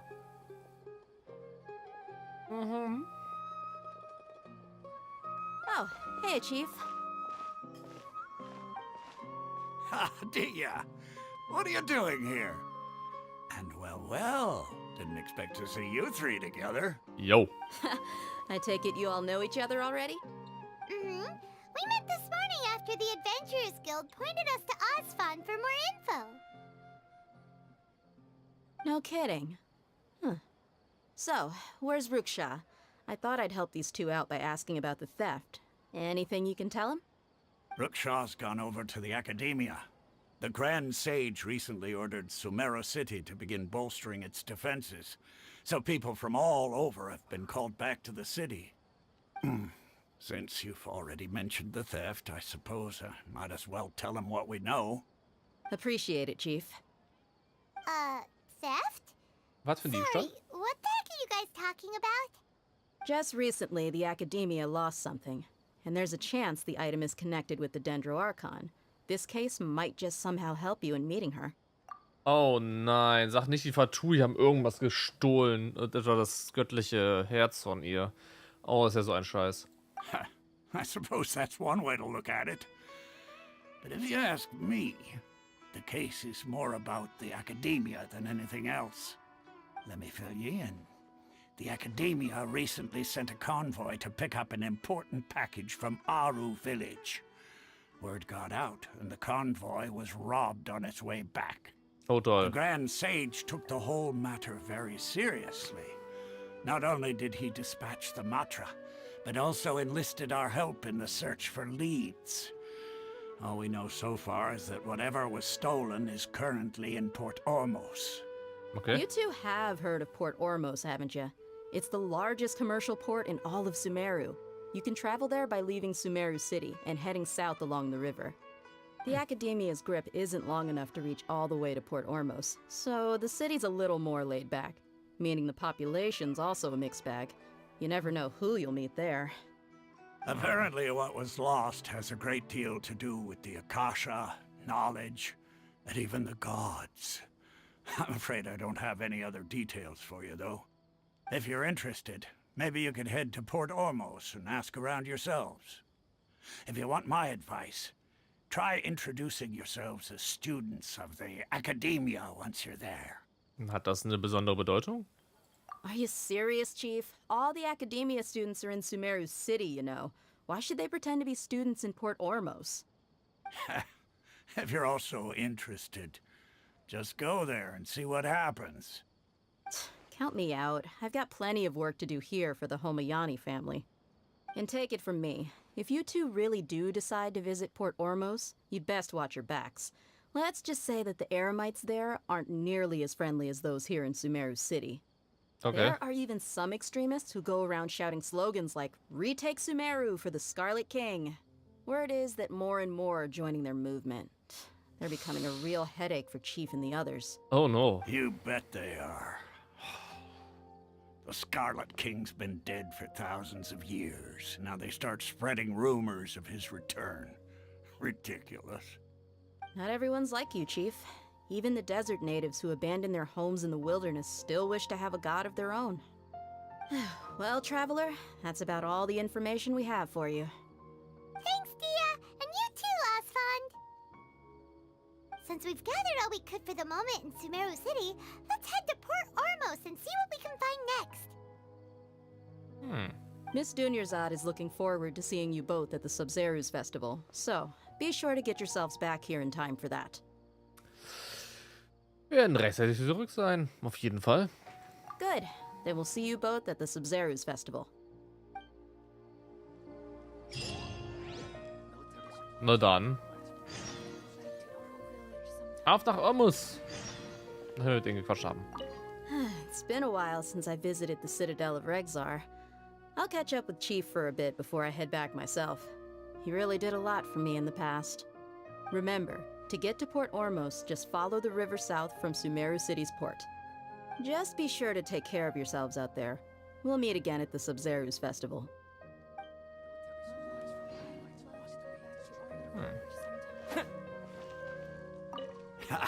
You two must really be something if you've got Dia the Flame Mane speaking on your behalf.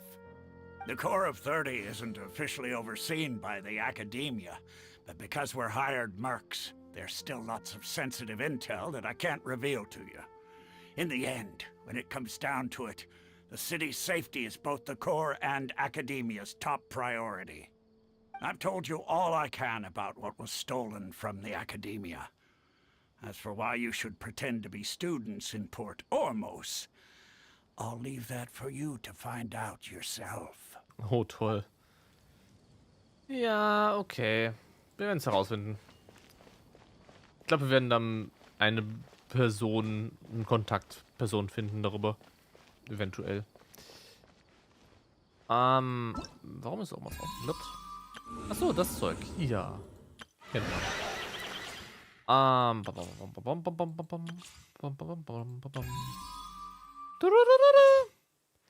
das läuft in der Woche ab. Ich werde nicht auf so einen Banner ziehen. Aber das soll ich auf jeden Fall. So. Ist das da oben? Das war für die... Das ist für die Talentsachen, genau. Ermahnung. Was brauche ich für den Dendro-Traveler? Ist es Ermahnungszeug? Ermahnung, perfekt. Ja, ich werde mal ganz kurz eine Detour machen, bevor wir da hingehen.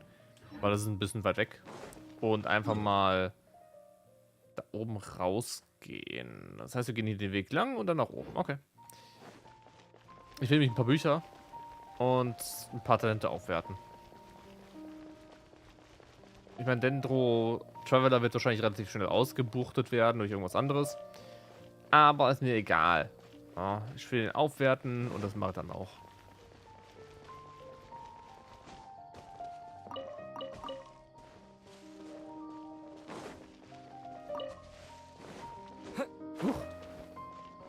Schön hier oben. Oh. Ah, das erinnert mich ein bisschen an Lube. Wow, blurry.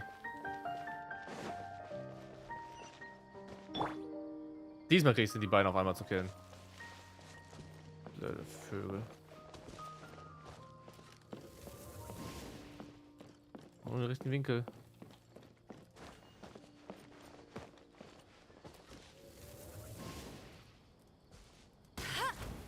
Verdammt!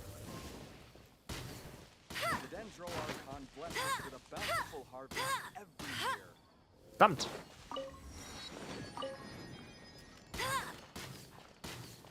Ich schieße immer 2 Pfeile ab. Okay. Pflanze. Sumeru Rose. Wo ist der? Da vorne müsste es sein, ne? Das große Ding. Was ist das?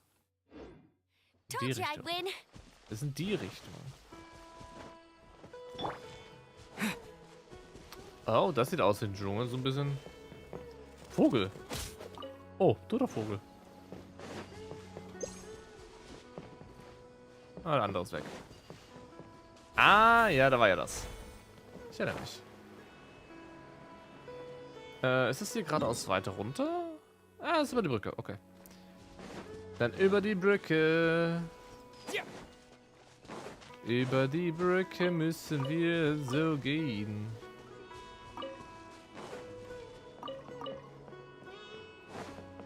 Ah, es ist unten.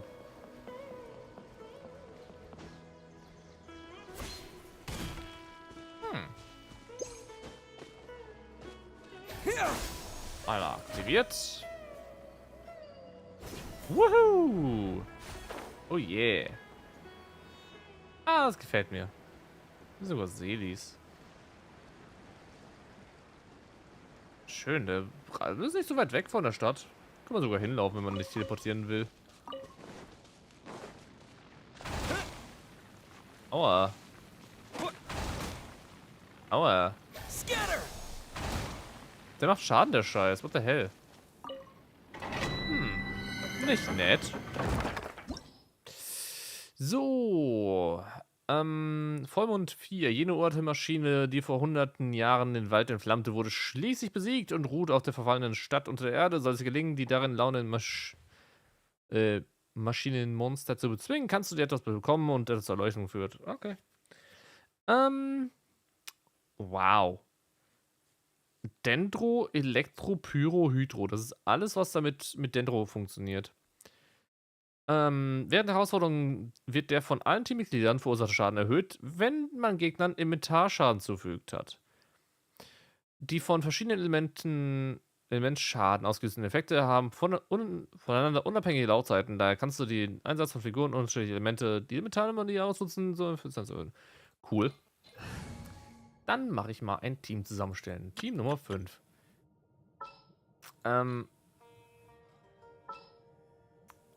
Es ist, was haben wir denn? Was haben sie denn verbessert? Hier, Hydro haben sie verbessert, gibt mehr Leben, ist cool. Elektro haben sie ein bisschen verbessert.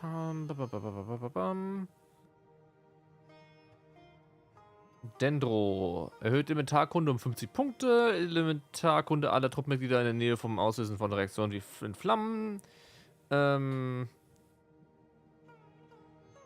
Okay. Erhöht die Elementarkunde um 30 Punkte. Cool.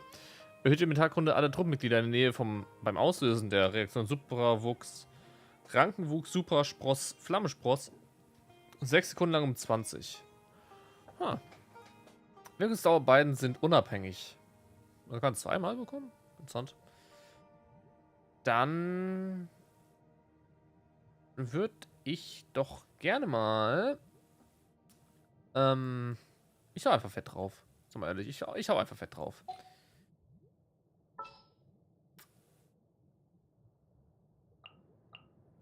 What's that? Join you for a walk? Why not? It's time to pull the trigger. The campaign begins. Sure. Ah, so. Das ist lustig. Hydro.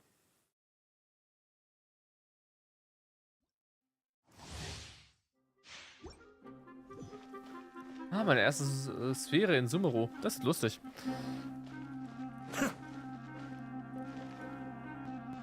Schön hier. Sehr hell.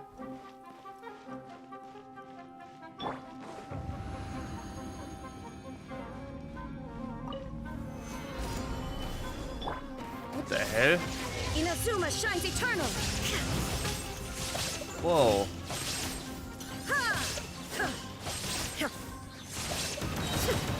Quietly now.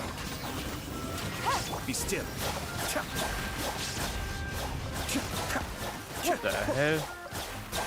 Was für Monster seid ihr denn bitte? Torn to oblivion. Sehr einfach zu besiegen anscheinend. Ah, das ist eine sehr easy Sphäre. Holy shit, ist das einfach. Was seht ihr denn? Ruinendrache Himmelswächter. Ruinenmaschine, die Energie absorbieren und Gegenangriffe starten kann. Während des Kampfes setzt der Ruinendrache Himmelswächter periodisch einen gefährlichen Energiestrom frei. Dabei erhöht er je nach Elementartyp den des zuvor erlittenen Schaden seinen Widerstand gegen das bestimmte Element. Oh, toll. Im bestimmten Zustand werden seine Kerne an verschiedenen Stellen freigelegt. Greifen die Kerne bis zum richtigen Zeitpunkt an, kann man auf den Himmelswächter vielleicht lahmlegen und verhindern, dass Widerstand gegen Elemente zu hören. Nett. Ein Erdwächter. Während des Kampfes setzt er periodisch einen gefährlichen Energiestrom frei, dabei erhöht er je nach Elementartyp des zuvor erlittenen Schadens Widerstand. Während er die Kraft aufbringt, um den Energiestrom freizusetzen, oder wenn er sich auf einen speziellen Sprintangriff vorbereitet, wird der Kern an seinem Kopf freigelegt. Okay. Greifen wir den Kern an, wird er ohnmächtig. Cool.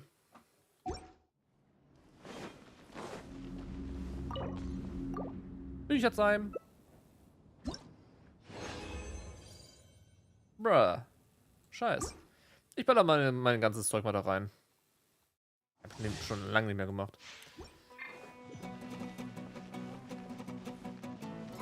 Oh, das fühlt sich an wie Hades. Oh. Heidi Soundtrack, Heidi Soundtrack, voll geil, Mann. Solidify! Illusion shattered! Game's up. Fun's over. Now you shall perish!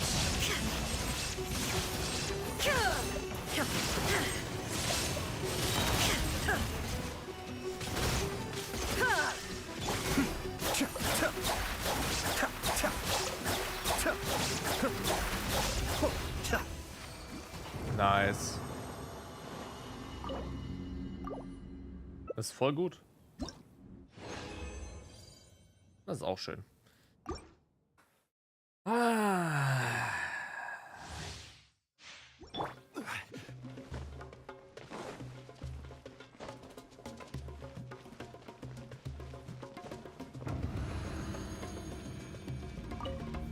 Gather! Kamisato Arc. Suyu!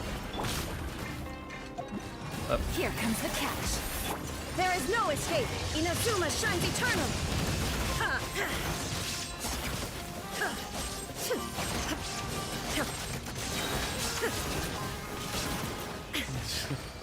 Sheesh. Nett. Netter Damage. Nett. Schön, dass die Ulti von ihm so lange anhält. Na, scheiße, keine aktiv gerade. Okay, wir brauchen ein bisschen mehr Batterie für die beiden. Hey, geh mal hin. Stabilize! Busted.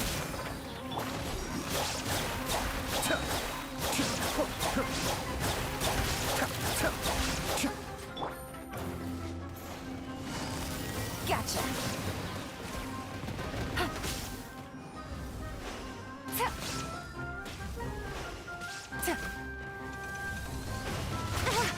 No.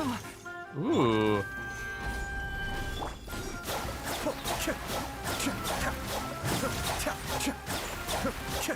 Illusion shattered!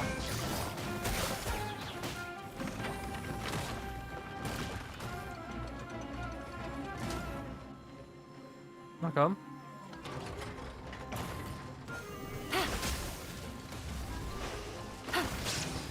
Cascade! Ich mag die Viecher, die sind super. Super easy.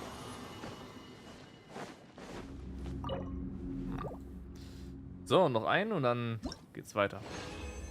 Beziehungsweise es ist relativ spät schon, ne? 23 Uhr. Ich bin jetzt keine 2 Stunden im Stream gewesen und habe anscheinend ja nur Sumeru City angeschaut. Aber wenn ich mir anschaue, wie lang das ist, das Zeug, wäre es eigentlich gar nicht mal so doof, wenn ich das weiterziehen würde auf den 3. Part. Gather! Shine down! Busted. Adepts back! Game's up. Fun's over. Torn to oblivion!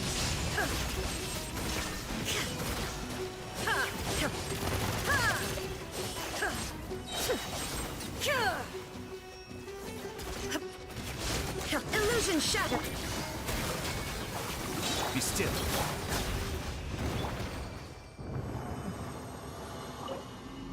Ja, das blöde Flugding fliegt weg von einem.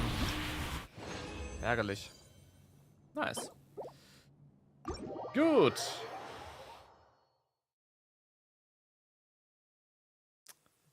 Gut. Traveler.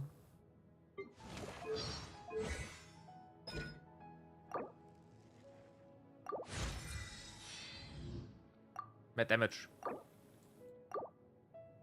What the? Findigkeit? Bro. Dein Ernst?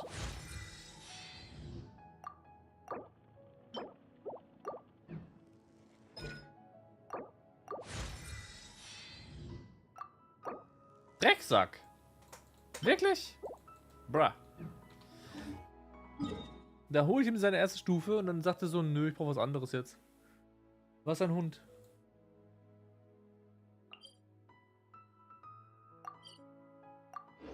Was ein Hund. Ah, ist ja bescheuert.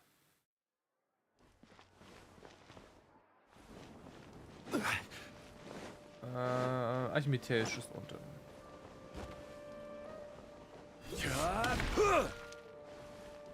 Noch weiter unten. Ah, hier ist er. Blöder Ort.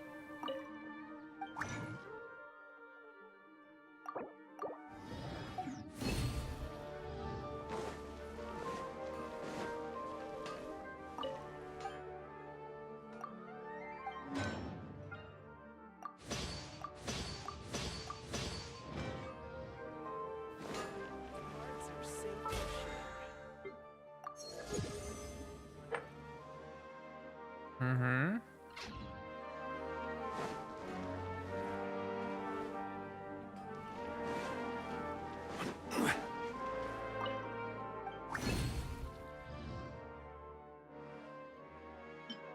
Theoretisch kann ich auf die anderen kommen, ne?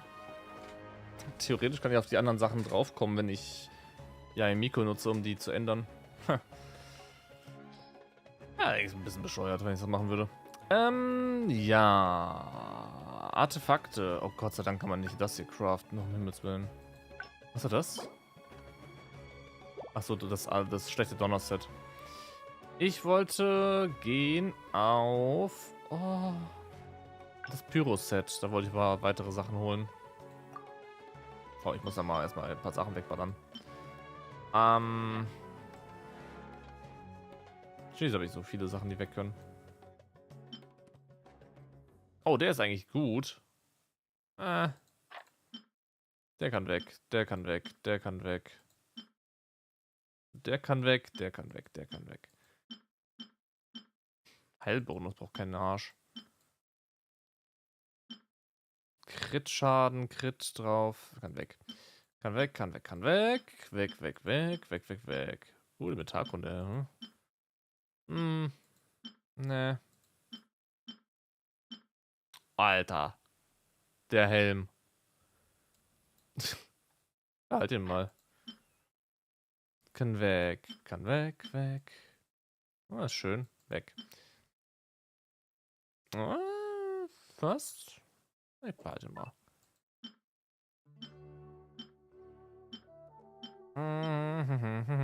Ich habe noch 2 Plätze frei. Ah, ist voll.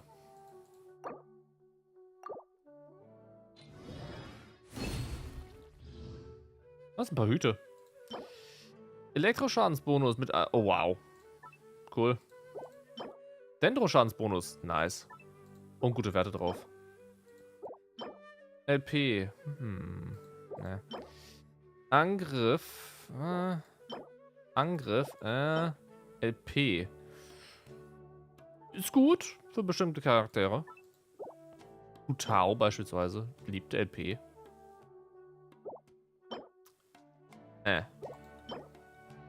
Ist okay.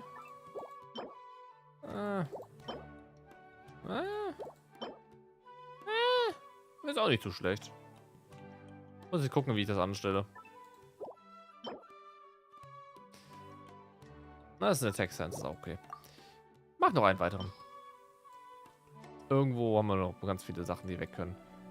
Blumen und hier diese Dinger hier. Kann weg. Weg. Weg. Das ist so gut, den behalte ich. Der kann weg. Der kann weg. Der weg. Weg. Weg. Der weg und der. Ja. Angriff Crit.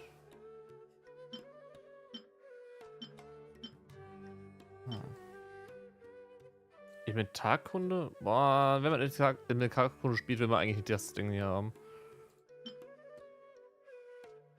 LP-Set. Ja, auch nicht. Da will man wahrscheinlich ein anderes Set spielen. Angriff mit Crit-Schaden und Crit-Dingens behalte ich mal. Der kann weg. Der kann weg. Gerade mit neuen Sets will man die ganzen alten Sachen, die man haben wollte, hatte, nicht mehr so unbedingt haben. Das heißt, man kann die gut wegballern.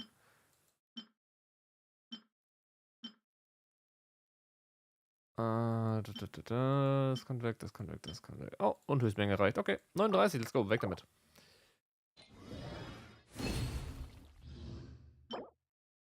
Nee. Kryo-Schadensbonus. Angriff, Prozent. Na. Na. Das ist super. Das ist super. Angriffsprozent, Crit-Schaden drauf, Inventarkunde drauf. Perfekt. Fehlt nur ein Viertaste-Set. Crit. Trefferchance. Verteidigung, nein. Nein. Nein. Aufladerate, interessant. Oh, warum muss es Verteidigung sein? Holy shit, Alter.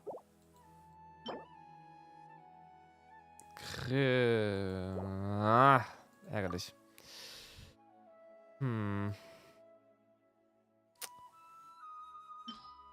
Ärgerlich, ärgerlich.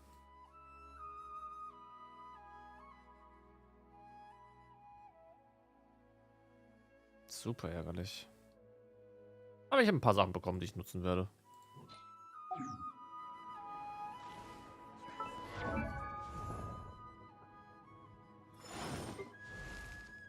Was hast du aktuell für das Effekt? Achso, es ist Shimmenwara.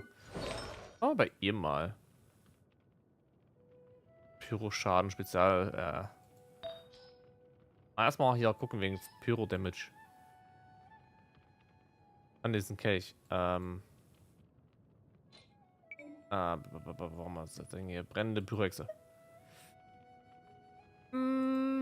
Inventarkunde, Elektroschaden, Hydroschaden, Angriff. Dendro-Schaden. Oh toll. Das werde ich mir zuerst hochballern, weil Dendro-Schaden-Ding wird wahrscheinlich richtig geil sein.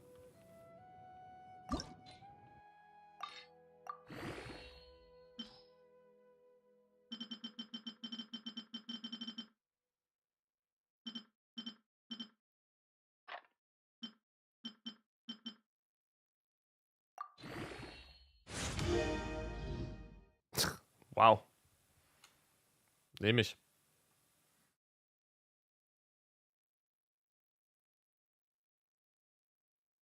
Das sieht schick aus.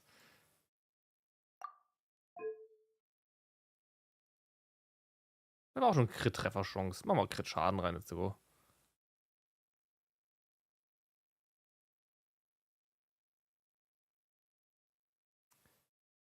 Ach ja. Schade, dass Musik nicht weiterläuft.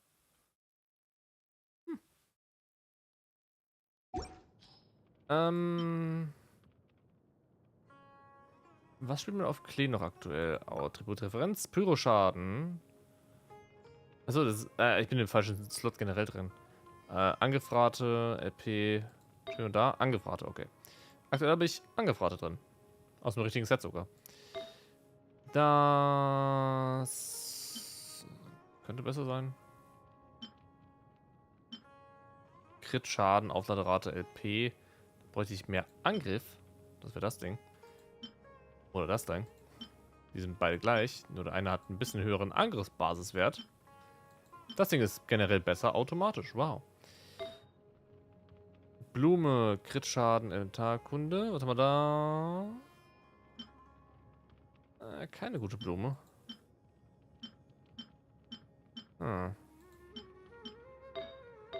Und Hut spielt man Crit-Schaden oder Crit-Chance. Okay, das ist LP. Das ist Crit-Chance.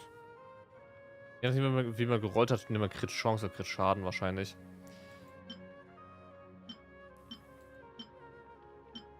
Aber Hauptsache, ich habe keinen einzigen Crit-Dingen außer den da. Und den da. Aber der ist halt Mist. Den könnte ich nutzen. Das sind halt die Offsets halt echt mies. Da habe ich halt übelst Crit-Chance, Crit-Schaden drin. Und Inventarkunde und Aufladerate.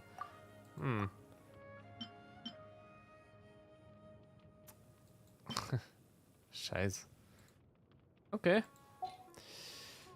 Für Hutau. Habe ich das Set drauf?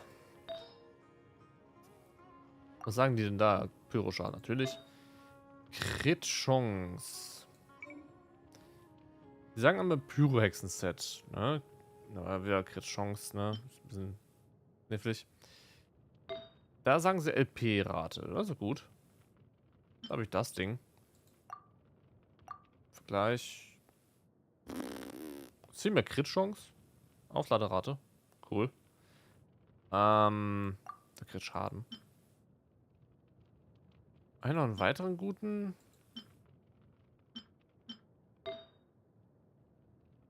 Schade, dass sie die Subsets nicht zeigen, die man haben will auf den Charakteren. Das wäre praktisch noch.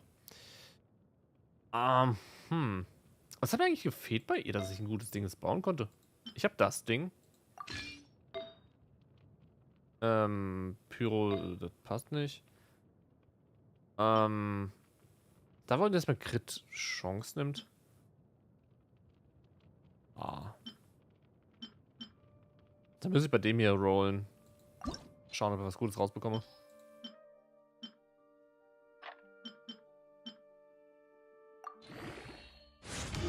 Mehr Angriffprozent. Ist okay. Ist okay, ist nicht das Beste der Welt. Crit-Schaden wäre richtig gut gewesen. Aber ansonsten sind die Subsets auch gut.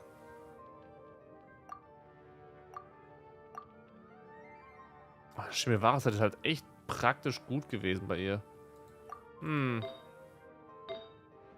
Scheiße.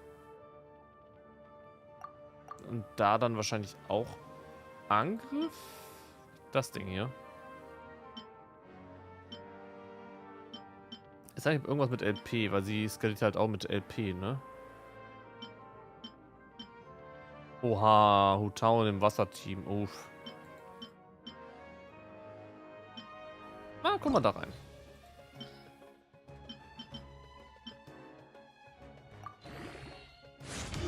Verteidigung. Ekelhaft.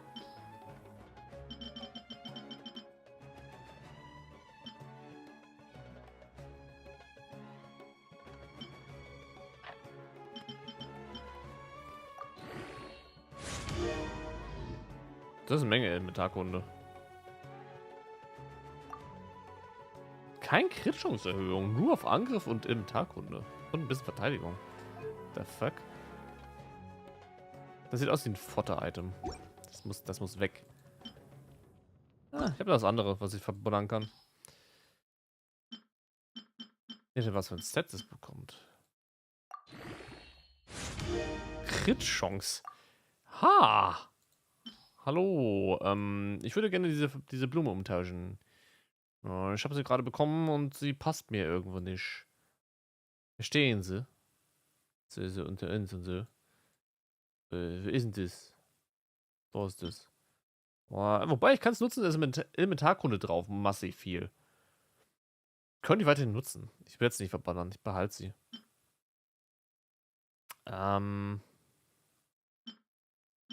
Jetzt einfach behalten, ja.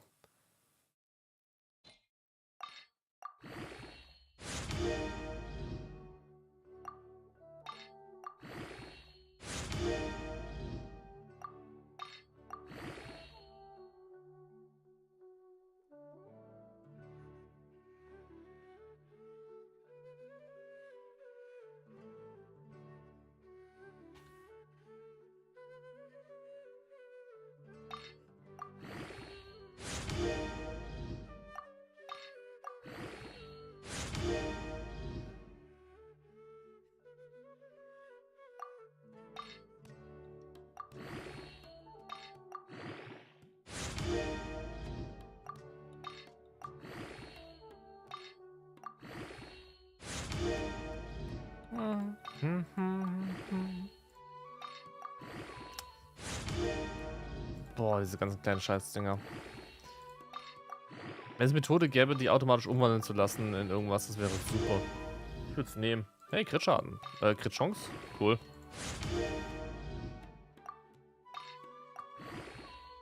Come on. Come on. Dankeschön. Come on.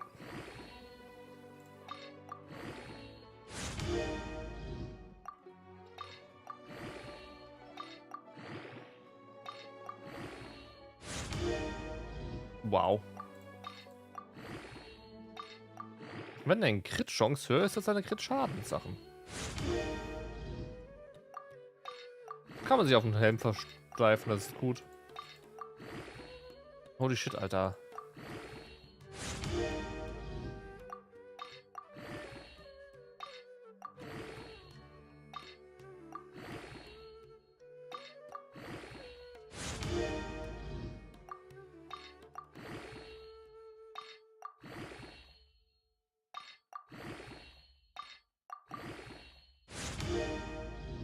Nett. Nehme ich die. Die ist gut. Super gute Feder. Super gute Feder.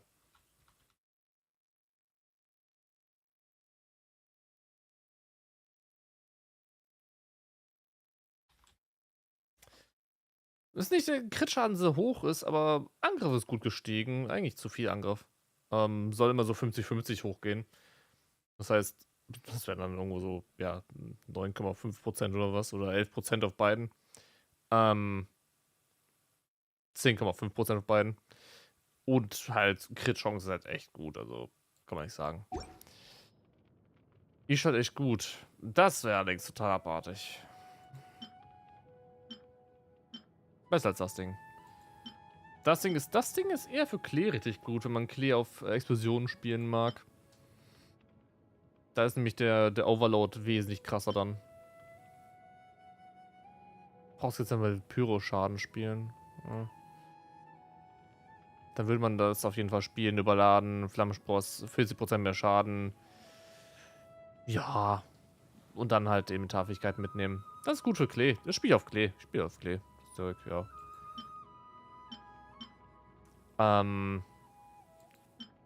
Ist die Frage, was ist besser, das da oder das? Weil das hat echt arsch viel Angriff. Und das ist rechtfertigt die Runtergehen von Crit-Schaden enorm.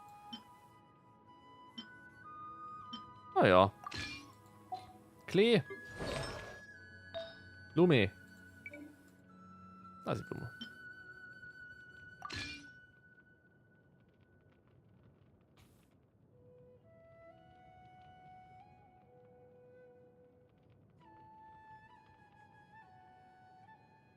Ein volles EM-Set für Klee.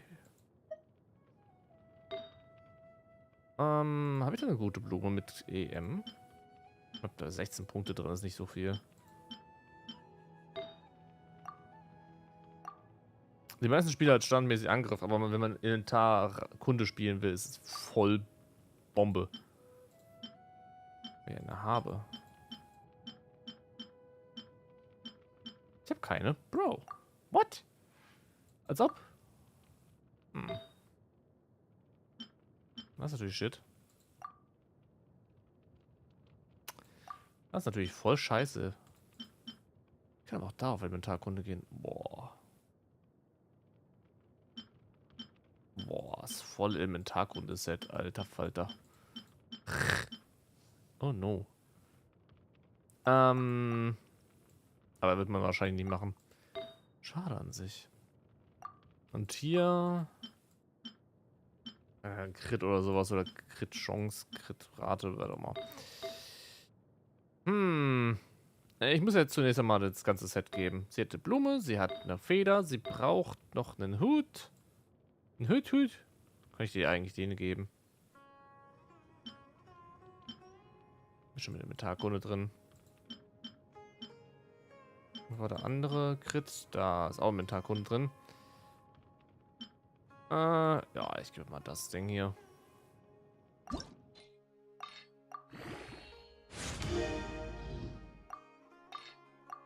Kein Crit. Ja. Ich hoffe, sie geht alles in den Inventarkunde. Das wäre halt ultimativ lustig. Da. Oh, LP. Oh. Mach noch mehr LP und du gehst auf Futao.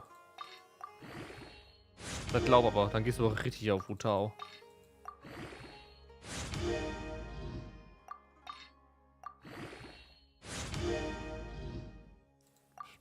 Inventarkunde ist gut.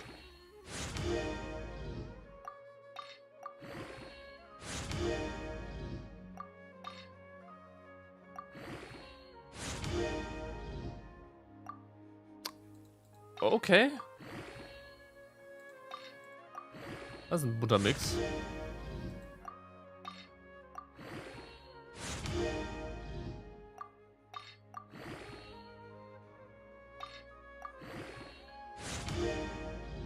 Nochmal LP. Du gehst auf Wutau. Wow.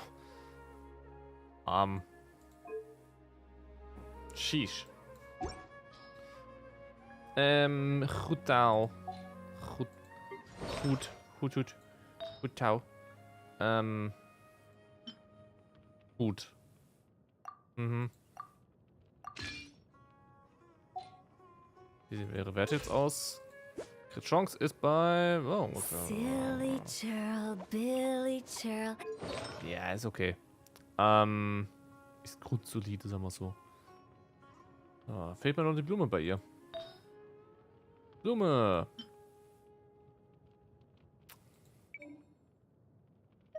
Brennende Pyrexenblume.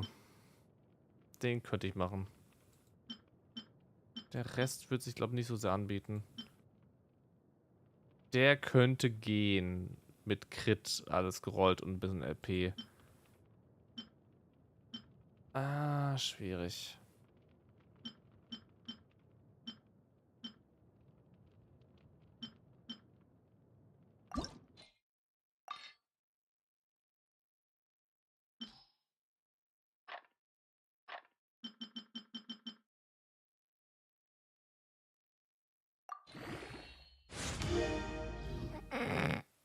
Yikes!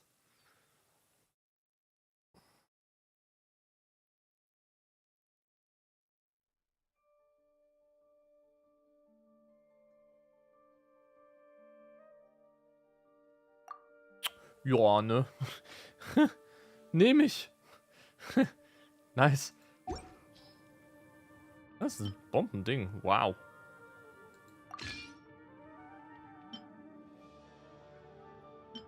Ja. Vierer-Set-Boni auf ihr. Yeah. Was sich nicht wirklich lohnt. Weil sie an sich nicht das macht. An sich spielt man, glaube ich, sogar Pyroschaden und dann Prozent. 18% oder was? Ich schau mal kurz. Hutau.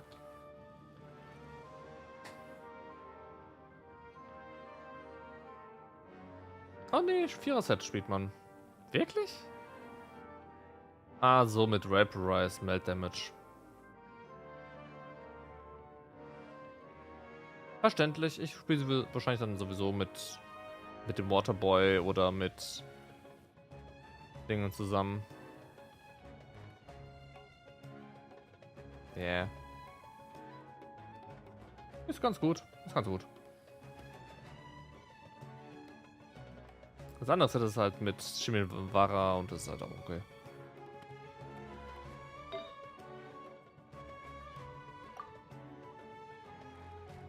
Hauptsache, ich spiele bei ihren LP-Dingen. Alter, was?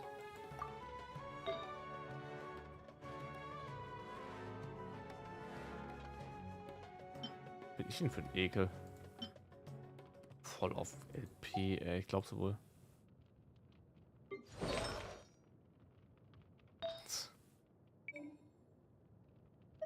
Renne Pyro-Hexe.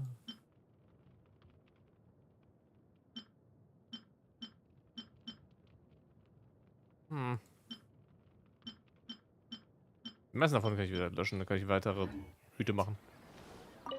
Gut. Gut. Gut herstellen. Gut. Buttplug. Doch ein Buttplug. Das weg, das weg, das weg. Ich will mal aus hier, diese ganzen Sachen, die brauche ich nicht.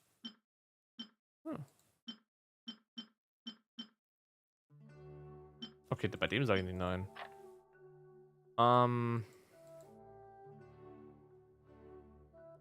Gott, die Anzahl an Sachen, die ich aus diesen Dingens habe, ist ja abartig.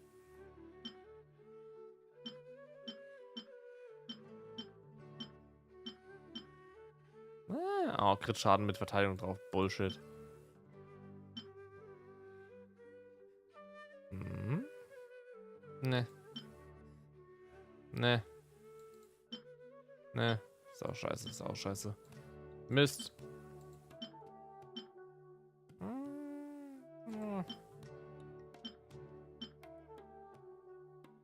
Der ist okay. Ne. Da sind wir schon bei der Höchststufe. Okay, raus damit. Gewisse Feinde. Ein Hut. Nehme ich. Hat Inventarkunde drauf. Ich glaube, Inventarkunde ist unabhängig von Crit-Rate, richtig? Könnte.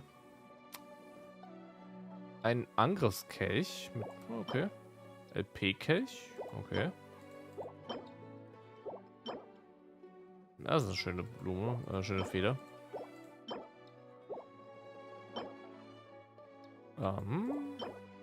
Schöne Blumen, schöne Blumen.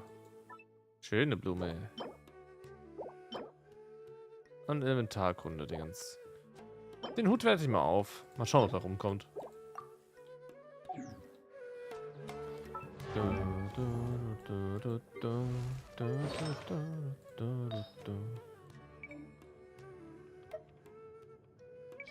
Nach Inventarkunde sortiert.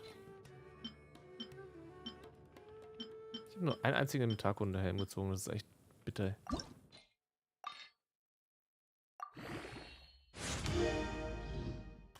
Wow. Cool Stats.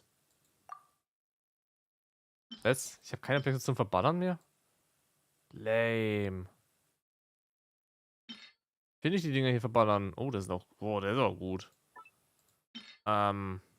Ich will die Dinger nicht verballern müssen, das ist dumm.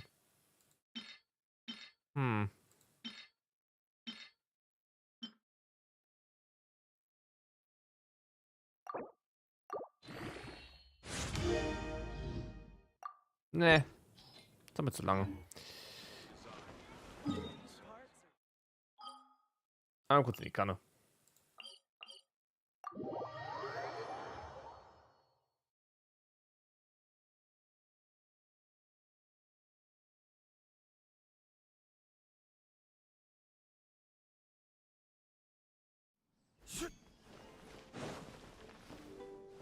Du. This realm. Den Mund nicht auf.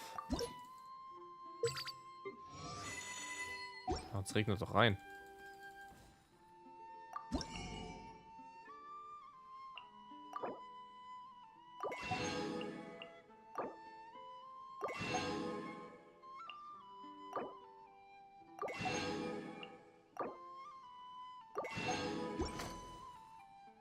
If you ever...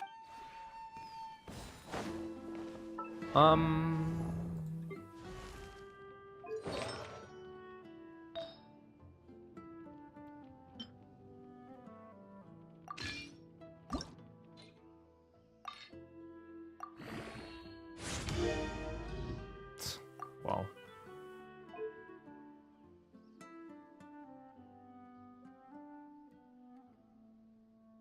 Mein kleiner Terrorist ist fertig.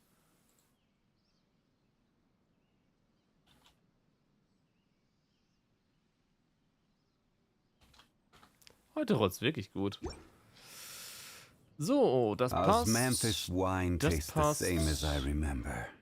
Da könnte ich eventuell ein EM-Ding noch brauchen. Ah, schon Inventarkunde drauf, aber ich habe, glaube ich, keins.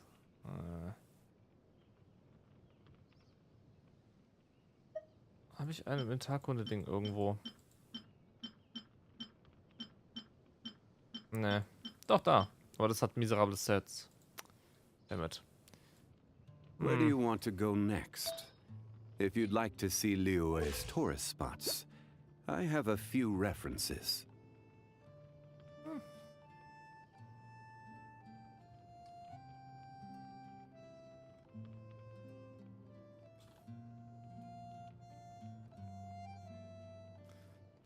Klewitz Bomberman spielen, Osmanthus wine tastes the same as I... Dodoko? Dodoko, where are you? Okay, das war lustig. Das... Da wäre noch ein anderer Kelch gut mit Inventarkunde. Generell kann ich mal gucken, ob ich eine Inventarkunde gut habe irgendwo.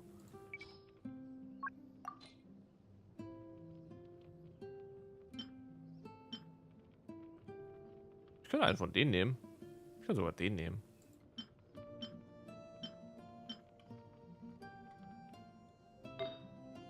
Weiß gar nicht, zählt es als Pyroschaden oder zählt es als Dingenschaden?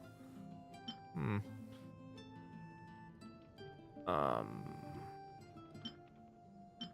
Osmanthus wine tastes the same as I remember.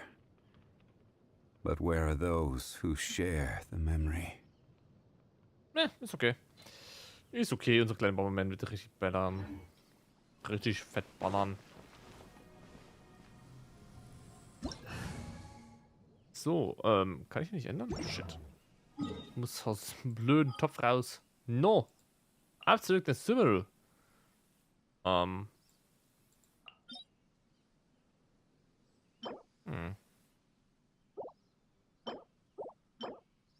Hm. Ne. Ab zurück nach Sumeru.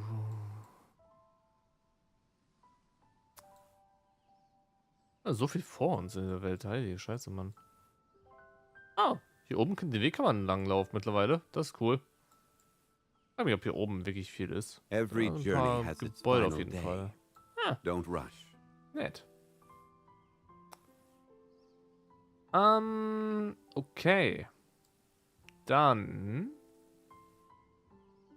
hätte ich gesagt... Osmanthus wine tastes the same as I remember. But where are those who share the memory? Suchen wir uns ein paar Gegner.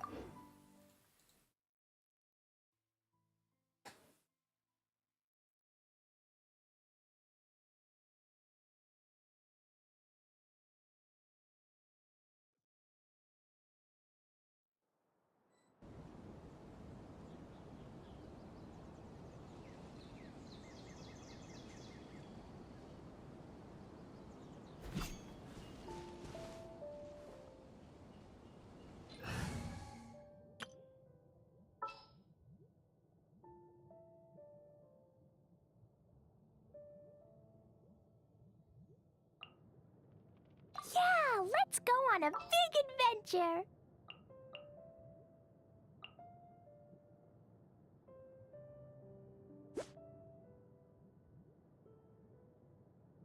Ich brauche eigentlich 2 Dendro-Charaktere. Hab nur keine. Stay close and you will live. 25% Angriff, mehr LP, bringt beides nicht so viel, bla bla bla bla bla.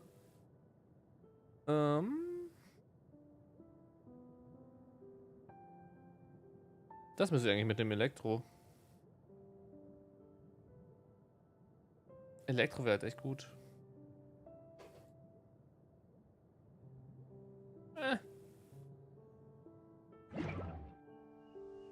Ach, du sollst es ja auch aktivieren.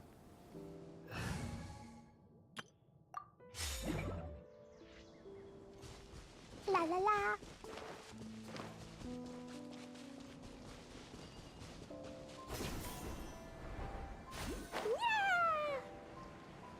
Ach ja, so diese Dinger.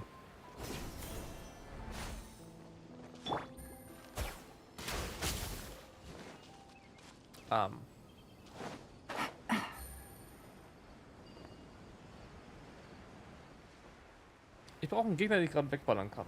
Einfach einen Gegner, den ich wegballern zimmern kann.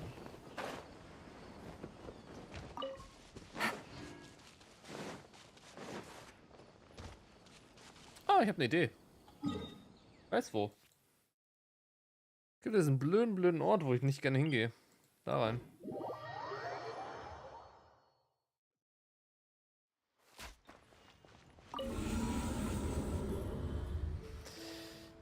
Einmal kurz gucken. Oh my. Ja, ich war mal zuletzt hier. Okay. Erhöht Angriff der Figur um 5%, hält 8 Sekunden an, nachdem diese Dendro-Kerngegner... Okay. Nö.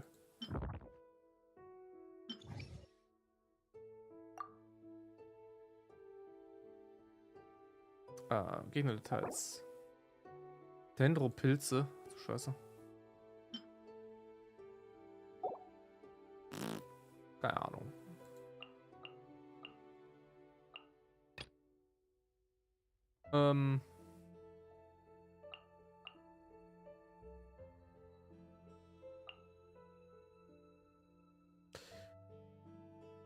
Ist mir scheißegal. Haut's einfach kaputt. Ich will nur den Schaden von Klee mal sehen.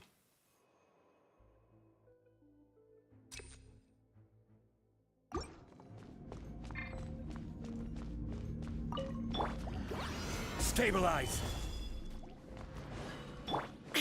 Shine down. Things are about to get dicey. Jumpy Dumpty Go! Hi-ya! Hi! Ah! Da-da-da! Woo! La-la-la! Woo! Hi!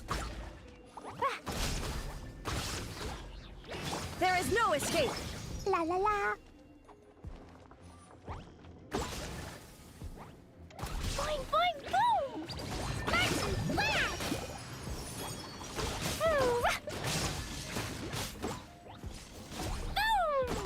Da-da-da! Hi! Hi-ya!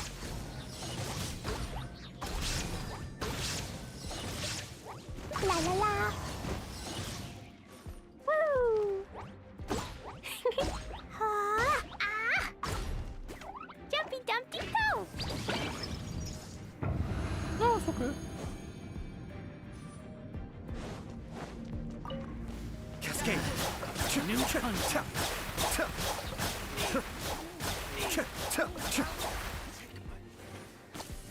Kamisato Arc.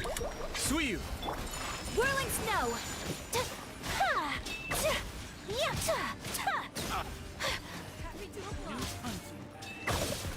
Embrace the ice. My apologies.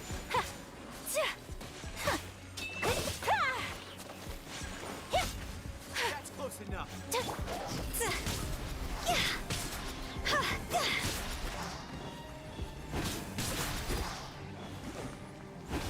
Time to go. You're mine.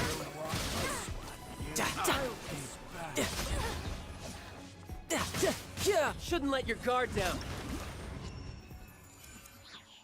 Okay. Ist okay, sagen wir so. Ist okay.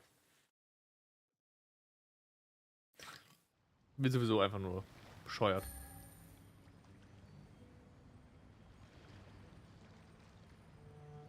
Boah. Flasche ist gleich leer. Mach die Flasche leer. Lecker. Goldbrigade Wüstenwasser. Schwerttänzerin, die zu einer undisziplinierten Gruppe von Wüstensöldnern gehört. Wenn sie bestimmte Menge an Schaden erlitten hat, lässt sie ihren bösen Geist, der in ihrer Waffe versiegelt ist, frei und tritt in einen dämonischen Zustand ein. Nett. In dem ihre Kampffertigkeit beträchtlich verbessert wird. Endet dieser dämonische Zustand, wird sie eine gewisse Zeit lang geschwächt sein. Ah, okay, interessant. Ist interessant. Mehr aber auch nicht. So. Gleich schon Mitternacht. Ich verziehe mich zurück nach Sumeru. Und nächstes Mal machen wir dann weiter und gehen dann die Main Quest weitermachen. Mit Verloren und im Tumult verborgen. Spooky. Das heißt, wir gehen in die Stadt. Da unten im Dingens und treffen neue Charaktere. Eventuell. Irgendwo da unten. Sigrid Fatui und die Goldbrigade? What? Take it easy. That's close enough. Gotcha. Let's move. Als ob die kooperieren. Absurd. Now you shall perish.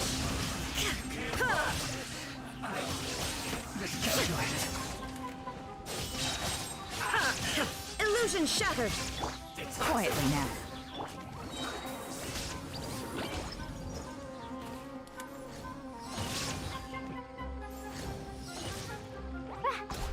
Where do you think you're?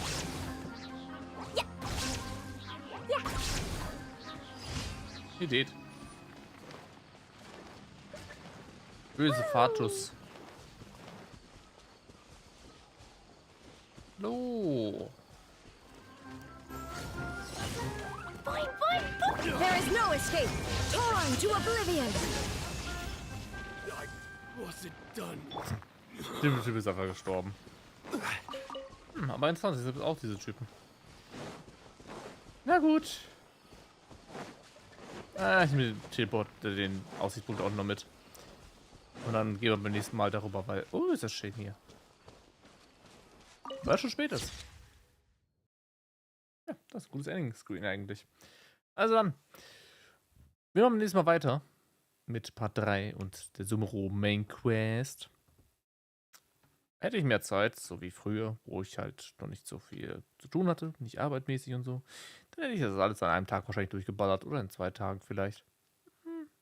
Naja. Aber kleinere Parts sind auch okay. Deswegen, Leute, euch eine gute Nacht. Wir hören uns jetzt beim nächsten Mal. Bis dahin. Ciao, ciao.